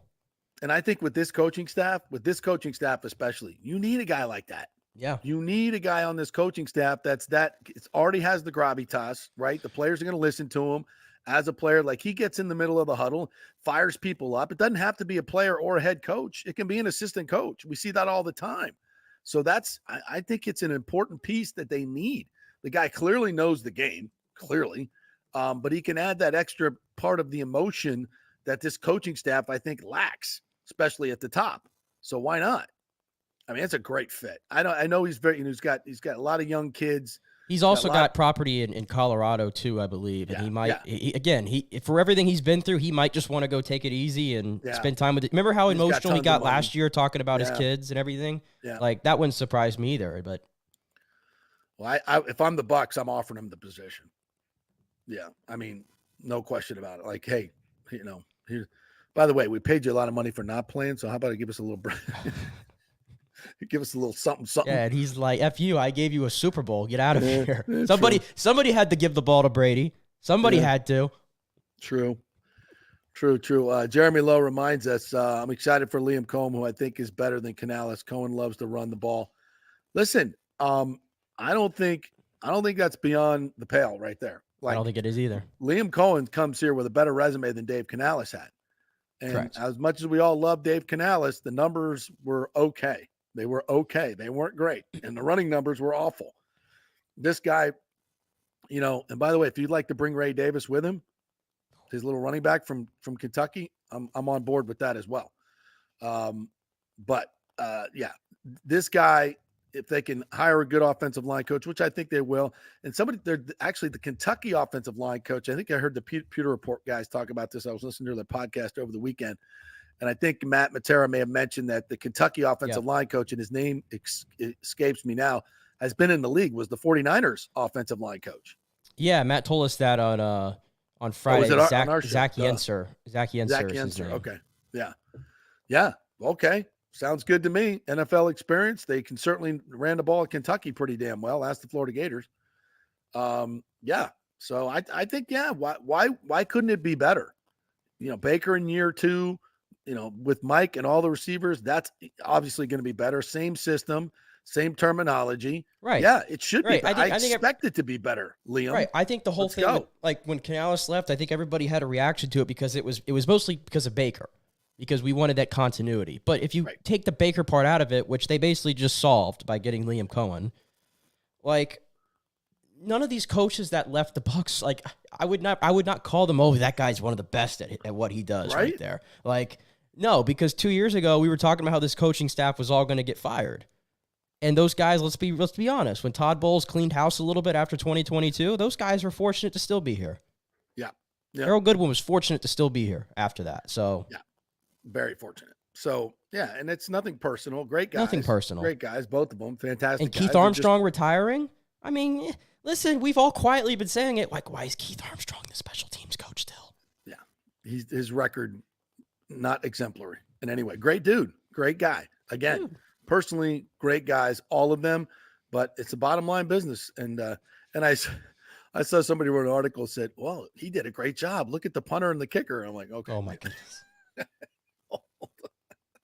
I don't think he was up there going, okay, Chase, clear your hips a little bit more here. You think he was doing the Pro Bowl tic-tac-toe drill with Chase McLaughlin? Come over here. Let me work on your drop here a little bit. I mean, no. Those guys know what they're doing.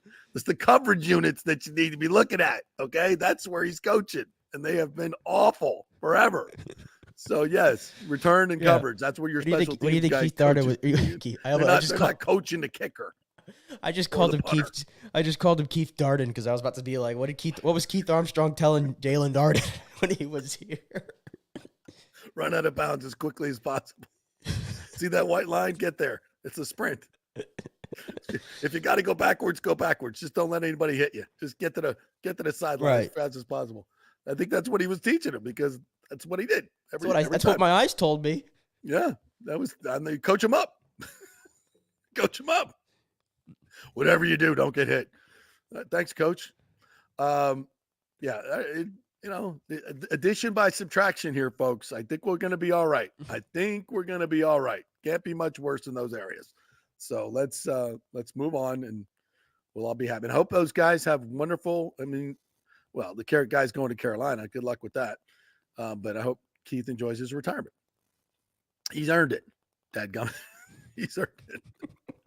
All right, let's take a break. When we come back, an old friend's going to join us, Luis Alicea, Florida State All-American baseball player, also played for the Cardinals. I think he maybe had a little stint with the Rays as a coach or a player.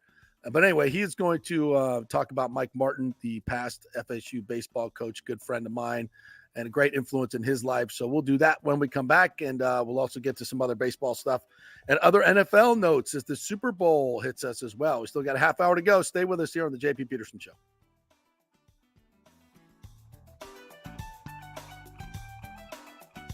JP here for the Jeeves Law Group, Jeeves. Call for a free case evaluation, 888-9-JEEVES. That's 888-9-JEEVES. We're local, we're trusted. The law firm brings over 80 years of combined legal experience focusing on clients in Tampa Bay, the state of Florida, and national class action cases. If you're injured, get that free case evaluation, no cost to you. The Jeeves Law Group's focus is on auto, truck, and motorcycle accidents, as well as class action and consumer protection law. Scott Jeeves is a board-certified civil trial lawyer and a certified circuit court mediator practicing in the Tampa Bay area for over 30 years. You hear him on the show all the time. Great guy, big Gator fan, and great for the community. The Jeeves Law Group is a highly skilled team with years of experience that will apply their skills, expertise, and knowledge to assist individuals who have been in an accident with compensation for damages, lost wages, medical expenses, pain and suffering, and property damage. Get that free case evaluation, 888-9-JEEVES. That's 888-9-JEEVES. JP here for the Geddes Gordon Real Estate Group and our good friend Jane Geddes. Folks, simply put, there is nobody like Jane.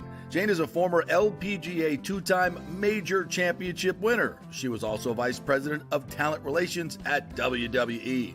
She also has a law degree from Stetson. So if Jane can drain a 10-footer to win the U.S. Open and stare down Hulk Hogan in the boardroom, You want Jane on your real estate team to not only negotiate the best deal, but find you the perfect home or investment property. And when you work with the Geddes Gordon Group, you become part of the real estate family and get concierge services that include expertly staging, marketing, and preparing your home for sale.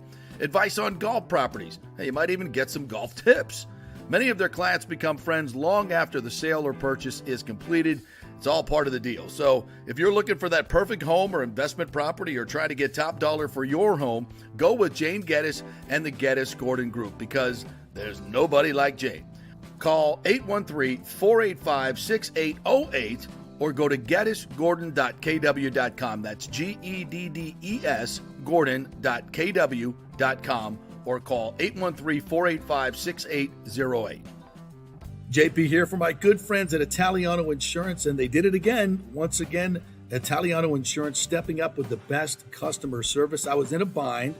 My old insurance company, my auto insurance, jacked up my rates, so I called Charity at Italiano Insurance, and she stayed till 9:30 at night until she got my insurance done. And guess what? She searched all these companies for me. I didn't do the work. She did. Saved me $1,000 on my annual premium. $1,000, folks. That's real money. And that's what you get at Italiano Insurance. Great customer service. And here's another note for you, by the way, with hurricane season up. 40% of people in Florida are underinsured. That means if you have something happen during a hurricane and you need replacement costs, you're going to get 40% less than you deserve. Can't let that happen. Call the folks at Italiano Insurance and get them to help you out in both those regards. They will save you money and keep you insured properly. That's 813-877-7799. Great folks in the community, been doing it for over 60 years. Italiano Insurance, 813-877-7799. Let's go! Right now, back to the show on FanStream Sports. All right, welcome back to the JP Peterson Show here on this Monday as we get ready for Super Bowl and a lot of other happenings around baseball and the world of the NFL. We'll get to that after our next guest joins us here. Luis Alicea is a FSU All-American back in 1986, was the first-round pick of the St. Louis Cardinals as well. 13 years played in Major League Baseball, and he joins us now. What's up, Luis? How are you? Good. How are you guys? Thanks for having me in the show. Oh, thank you so much for joining us. Obviously, it's kind of a sad reason that we have you on, but we also want to take this time to celebrate the life and legend of Mike Martin. 40 years to coach at Florida State, had a big influence on your life and your brother Edwin, as you both played together and got to the College World Series with Coach Martin, 11, as we love to call him. Just tell me your thoughts on the passing of Mike and what he meant in your life. Well, Mike and his family meant a lot to me, to my family, my brother, my mom, my dad, because you got to understand, taking a kid from Puerto Rico without any word of English, my parents really didn't know. We really didn't know, what was Tallahassee like. And, 17 years old, I get on the plane, I land over there, and, he took a chance. I mean, he didn't spoke Spanish, I didn't spoke English. So it was kind of like it was a difficult situation at first, but we managed to make it work. I think once the baseball part started it and going well for me, things took off after that. I used to, I walk around with a little notepad and trying to memorize words every day because I didn't know anybody. So my biggest thing was just learning to communicate, and he was a big help because he put me on this ESL program, and by the time the summer was over, I was able to really understand a lot of things. But going back to the passing, I kind of look at it as we're very blessed. We're very blessed because even though it's sad because we never that championship that eluded him for so many years, I never got. He touched a lot of people. He meant a lot of things for a lot of people, and I think for us, we're very blessed because if you play for Mike Martin, you know the first thing you say, "Hey, Baba, how you doing?" It's just we all kind of want to talk like him, and it's a celebration. I think it's a blessing that we were able to be a part of him and the organization and what he meant for Florida State baseball. Garden and gold. Yep. It was incredible. I think we're very thankful and at the same time saddened because of what happened. But God has got a better place for him, and hopefully he'll be able to win a championship up there. Luis Alicea joining us here, former FSU All-American under Mike Martin, 11 as we like to call him. And I don't know if you learned English from Mike. That ain't a great way to learn English because I couldn't understand him half the time either. I don't know what the hell he was speaking, but let me tell you, it was Southernese. It was Southernese. It wasn't English. I remember we were like, he said, yeah, Germany Christmas, and he used all the words that he used up there, and we're like, what does he mean by that? For me it was hard because I'm trying to learn the words, the regular language, and then all of a sudden I'm listening to Mike Martin talk. It was really difficult. Yes, I can. But imagine. I have Meat was my translator. He was I think he was like 8-9 years old, and kids seem to learn a lot quicker. And I remember a story where about a week into being there in the summer, he wanted to tell me that he took me into Tully Gym, and he wanted to tell me that I was accepted in the school, that I was going to be there, and he didn't know. We were going. He was trying his best in Spanish, and it wasn't going anywhere. And he goes and tries to draw a map. He has a chalkboard. He brings in a chalkboard into the room, and he starts drawing a Florida, United States map. And then he's trying to draw where he assumed Puerto Rico was in the map, and it was near Africa. And I'm like, no. And then he draws an airplane with an arrow. This is where you're going. I said, no, I'm not going there. I'm going in. I'm staying here. But it was funny because he had nowhere near. He didn't know where Puerto Rico was in the map in the Caribbean. That is so quintessential Mike Martin right there. That is hilarious. And for those who don't know, Meat is what we affectionately call Mike Martin Jr. So that was I could see his 9-year-old trying to translate Spanish with the three of you. I mean, him drawing maps on a chalkboard. My God, I wish I had video of that.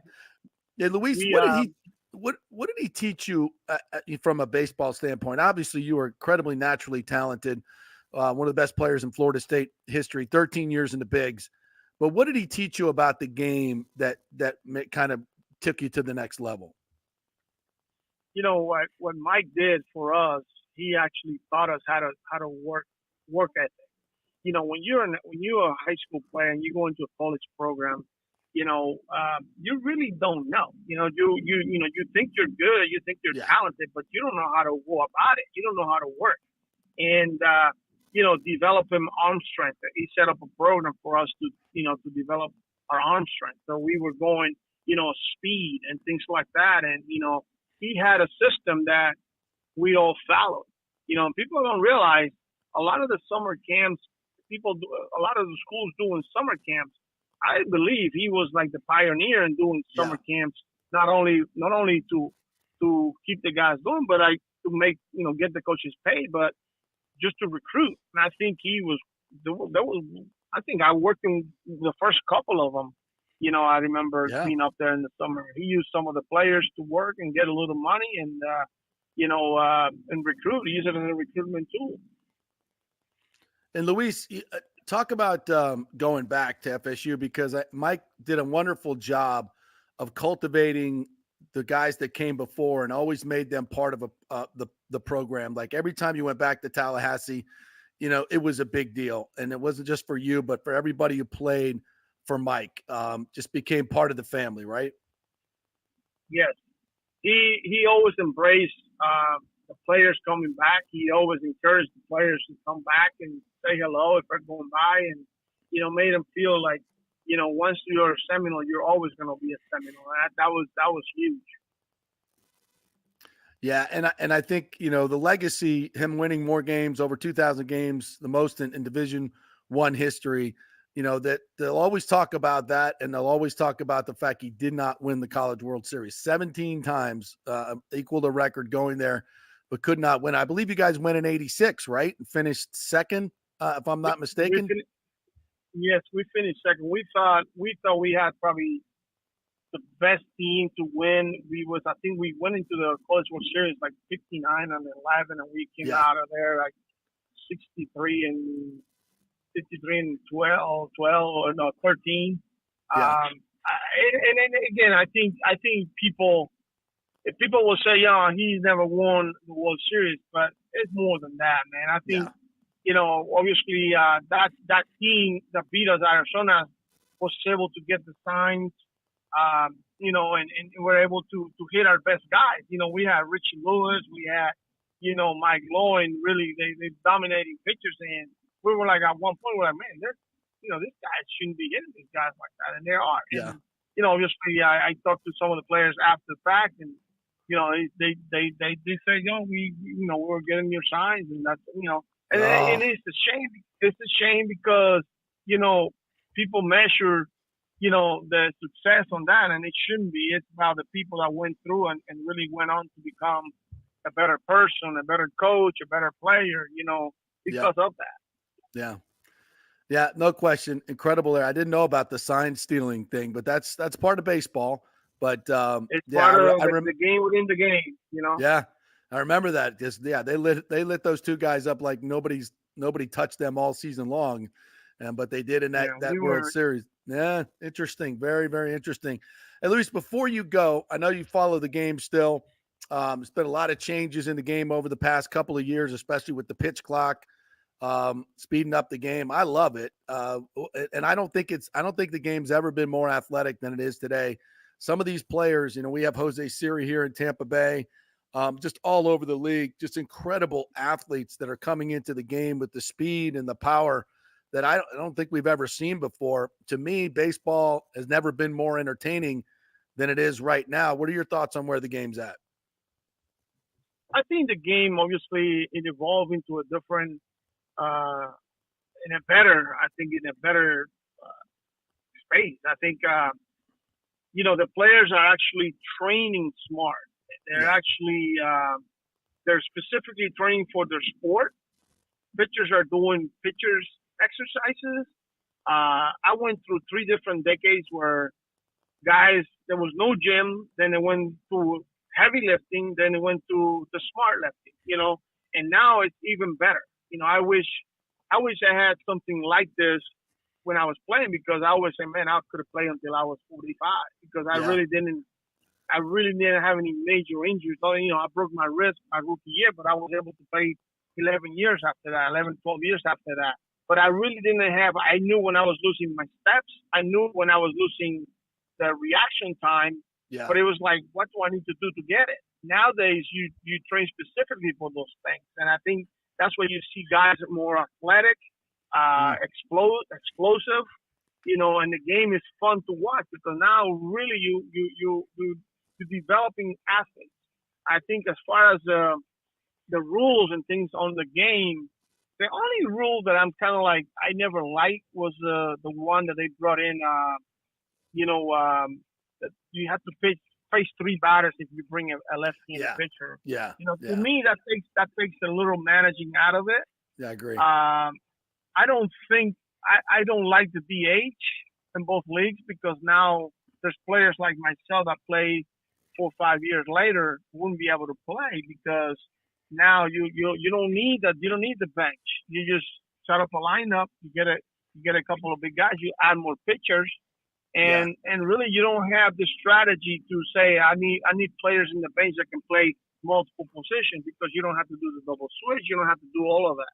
So it takes the managerial part away, the strategic part away from the game. But they people want to see home runs. People want to see more power. And guys are throwing harder. They're throwing less strikes, but they're throwing harder, and that's what people like to see. That the numbers, the guns, exit velos, all that stuff. But the game. I think the time.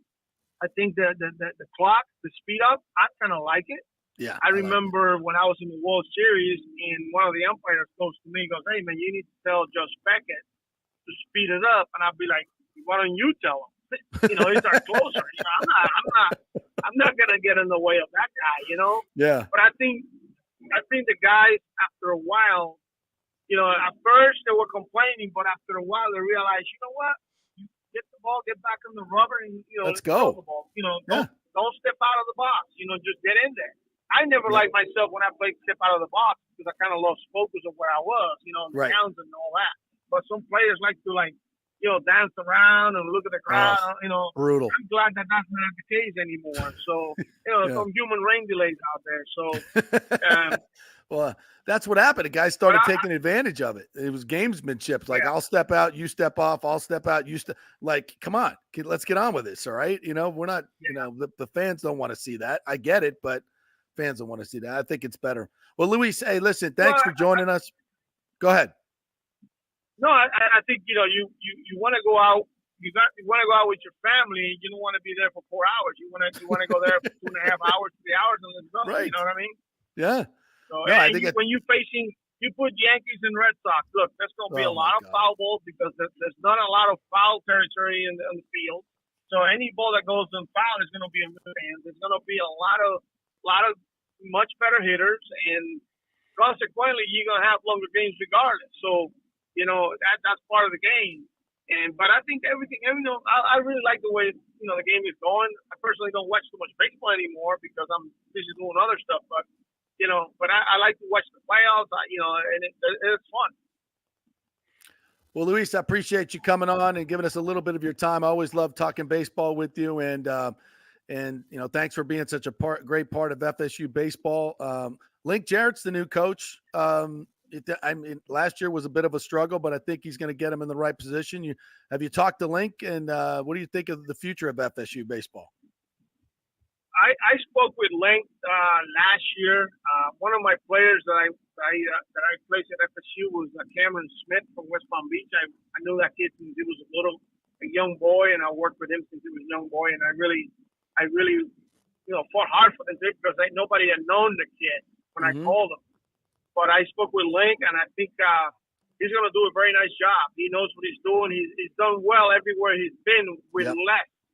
So I think once he gets the players he wants at Florida State, it's a bright future for FSU baseball. All right, good to know, Luis. Appreciate your time, my friend. We'll catch up with you down the road. Thanks, buddy. Thanks, JP. Bye. Great Luis Alisea there. I tell you what, he was one hell of a player at FSU, All-American. He and his brother Edwin. And that team was loaded, and they couldn't win the College World Series. Didn't know about the sign stealing scandal. How about that? Hey, but he said it's a part of the game. It is part of the game. I guess when the Astros just make it so advanced. Well, they were like using that, the cameras and everything. Yeah. When you use technology, it's something. When you're doing it, just guys looking over there, you're tipping your pitches. That's part of the game. I just love how every time we get to speak to a player from like the 80s or the 90s. I always go and look at their baseball reference card just to look at something. What always sticks out to me is these guys just never struck out. Yeah. They just never struck out. And I don't know, man. I feel like everyone is so content with the strikeout now. Like they just don't care if they strike out. And I get it. The pitching's different and everything. It's harder to hit. I got all of it. But I mean, these guys never struck out. Like Luis Alisea never struck out more than 78 times in a season. Like, how about that? And as Tim put up on his best year, he hit 294 for the Rangers, 85 runs, 159 hits, 63 RBI. Good player, really good player. Yeah, they didn't strike out because back in the day, it's part of the game. Like, strikeout is such a worthless thing. You're not moving the runners. You're putting no pressure on the defense. You're just in it. It's, you get with two strikes. That was a basic fundamental of the game. You choke up. You get the ball in play. That's how the game is played. That's like when the Hall of Fame stuff was happening, Gary Sheffield gets completely just snubbed again. It's like, look at that dude's baseball card. In addition to hitting 500 home runs, he's not striking out a lot at all. No. Like he's getting on base. Like that's what a power hitter used to be. Yeah. And now power hitters, like all respect to Kyle Schwarber, but him hitting 50 home runs, but striking out 200 times and hitting 210, it's a little hollow for me now. I don't want to, bang on guys like that, but because they're just doing what they get paid to do. Right. And, and it's okay now. But yeah, listen, I mean, just from a talent perspective, if you go up there hunting fastballs and don't care how many times you strike out, I'm not saying it's easy, but it's a lot easier than if you're trying not to strike out and helping your team a little bit more. But that's, analytics will tell you, well, I don't care if for every home run, that's worth 15 strikeouts. I mean, is it? Is it? Is it really? I just hate when I've had people tell me this because I get in debates with this all the time because I'm very passionate about this. And they try to tell me the strikeout and a ground out's the same thing. And it's like, but are you taking into account situation? No, when you make a statement like that. It's not the same thing. You move a runner. You move a runner. Yeah, that's what I'm saying. Like if you have runner, if there's guys on base and there's less than 2 outs, I mean, take into account the situation, please. Yeah, it's not even close. And that ground ball, okay, maybe 30% of the time is not an out. You're making contact. You're making him make a play. Right. Every ground ball is not an out. So, yes, I know a ground out, it's still an out, but I'm just saying there's a possibility that thing's going to go through. Right. So just trying to get the ball in play as opposed to just swinging for the fences. And if I'm going to guess fastball here, and if I get a change, whatever, I'm just, if I guess right, I'm going to hit a home run. Woo, and a solo shot really doesn't mean much in a 6-0 game. Nobody cares. Yeah. So, it is situational at best. All right, let us get one more break in. We'll come back and we'll finish up with a couple more notes. An interesting note on who's going to be the first pick in the draft and where they might be going. We're brought to you by the great folks at the Golden Diamond Source. The Valentine's Day specials are on, folks. Head on over to the Golden Diamond Source. You got to buy something shiny for your lovely wife. Get them a gift card as well. The gift card is a fantastic way to let them go in there and pick out whatever they want. Any way you slice it, folks, it's the Golden Diamond Source for Valentine's Day. Get something nice. They'll wrap it up nice for you. Perfect display. Give you a beautiful box for it. And if you're getting engaged, no better place to go than the Golden Diamond Source, right? The Valentine's Day specials are on at the Gold and Diamond Source. Get on over there, 3800 Omerton Road, always online, thegoldendiamondsource.com. Back in 3. Stay with us.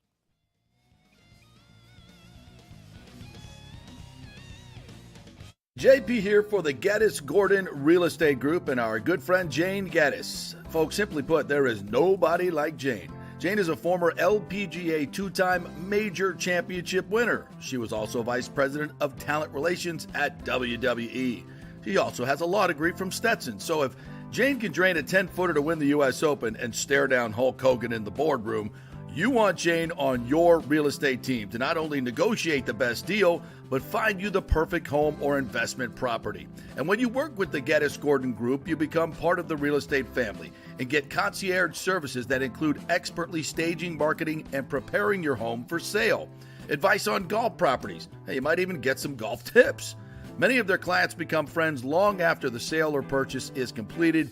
It's all part of the deal. So if you're looking for that perfect home or investment property or trying to get top dollar for your home, go with Jane Geddes and the Geddes Gordon Group because there's nobody like Jane.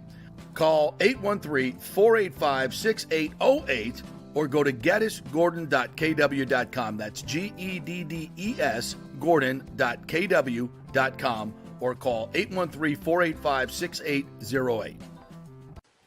All right, this is for all you guys who don't want to go to the gym and do 5,000 crunches. At Bay Area Modern Medical Center, you can get on the new True Body machine where you can reduce fat and tone up your muscle. It's like doing 54,000 crunches in just 15 minutes.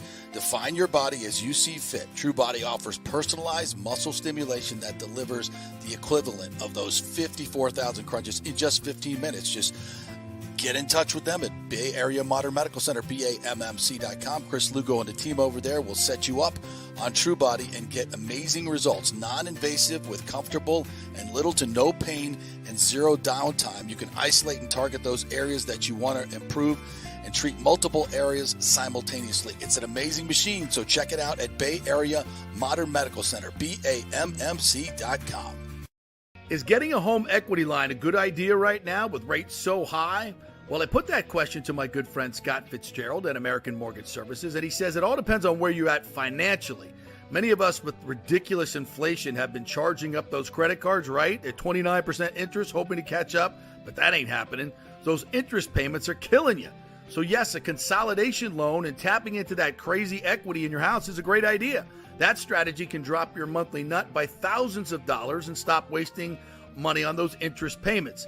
Fitz the Mortgage Guy has done thousands of loans for the past 25 years in Tampa Bay. Just did one for a former colleague who was a manager for a big bank mortgage division. He knows Scott is an independent broker and can get him a way better deal than at his own big bank.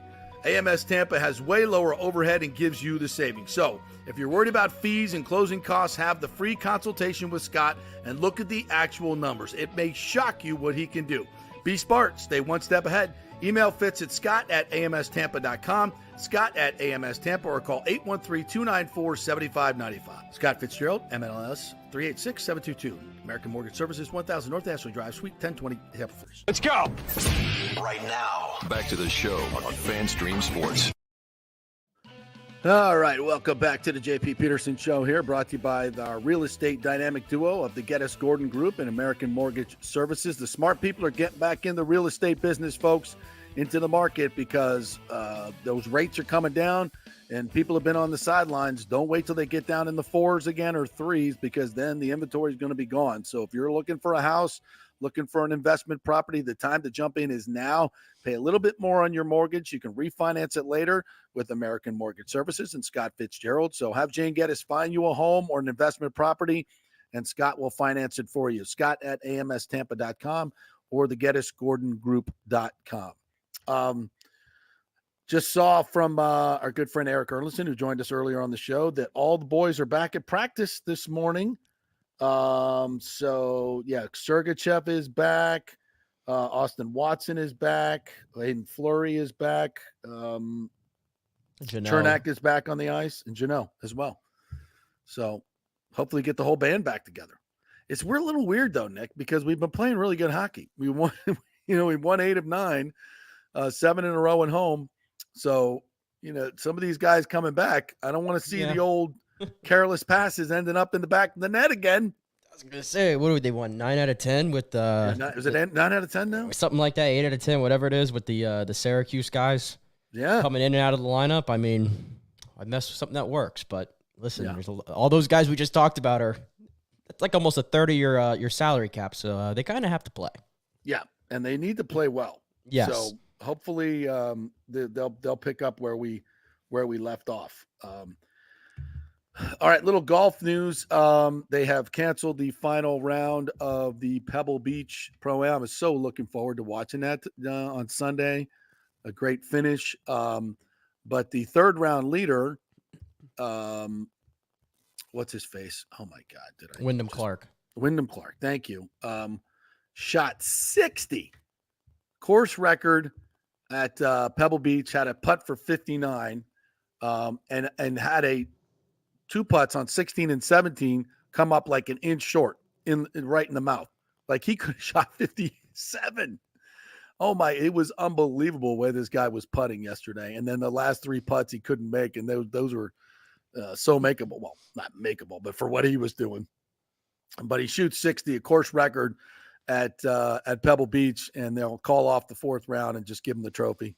In this case, not so bad. You just shot a course record. So I was going to say, I'll take it. Good on you. But we get the Waste Spanish bits this week. The funnest or the best, most entertaining, whatever word you want to call it, event on Live PGA golf Tour. The PGA Tour. Yeah, you want some live golf? Go to you can go. Yeah, this is speculation's already going crazy because I guess Hovland dropped out today of the Waste Management. Yeah. Is he going over too? I mean, every time someone does something like that, everybody speculates, but who knows? Like, who's going to be left on the PGA Tour?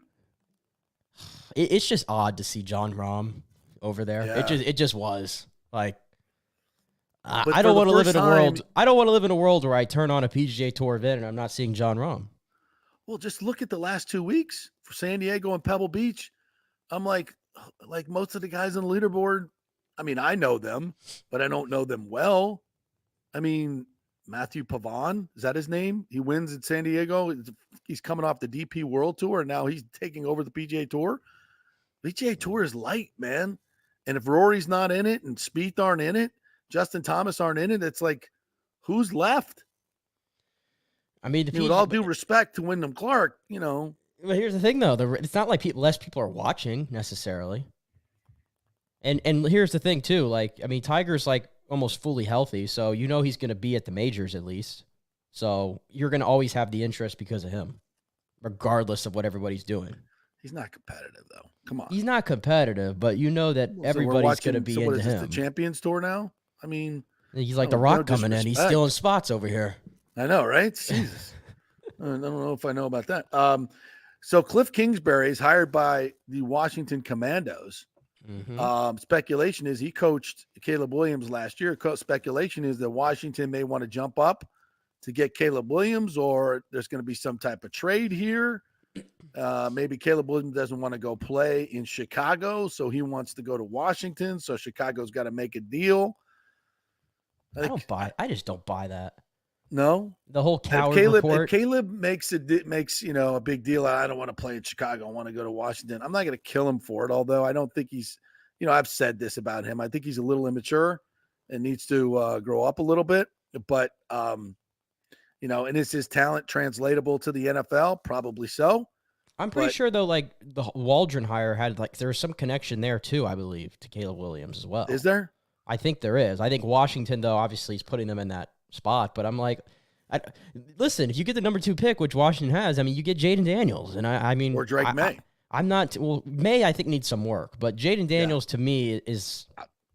I don't know. He might have a better career than Caleb Williams before it's over with. Oh, I think he will. I think if I was at the first pick and I needed a quarterback, I'd take Jaden Daniels. And I think Washington is a way better spot than Chicago.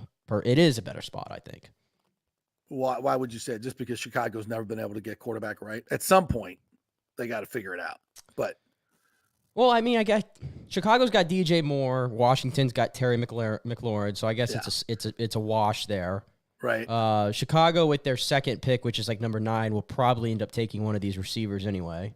Yeah. So I get another target there. I guess I could see both have cap space. But I don't know. The more I say it now, maybe I do like Chicago a little bit as a spot. Well, Washington's got the better running backs right now, but Chicago could go get Saquon Barkley in free agency, and that would change real quick. Yeah. So I guess they're a little comparable. Chicago could, they've already got a bunch of picks, and they can turn, the first overall pick into 3 more.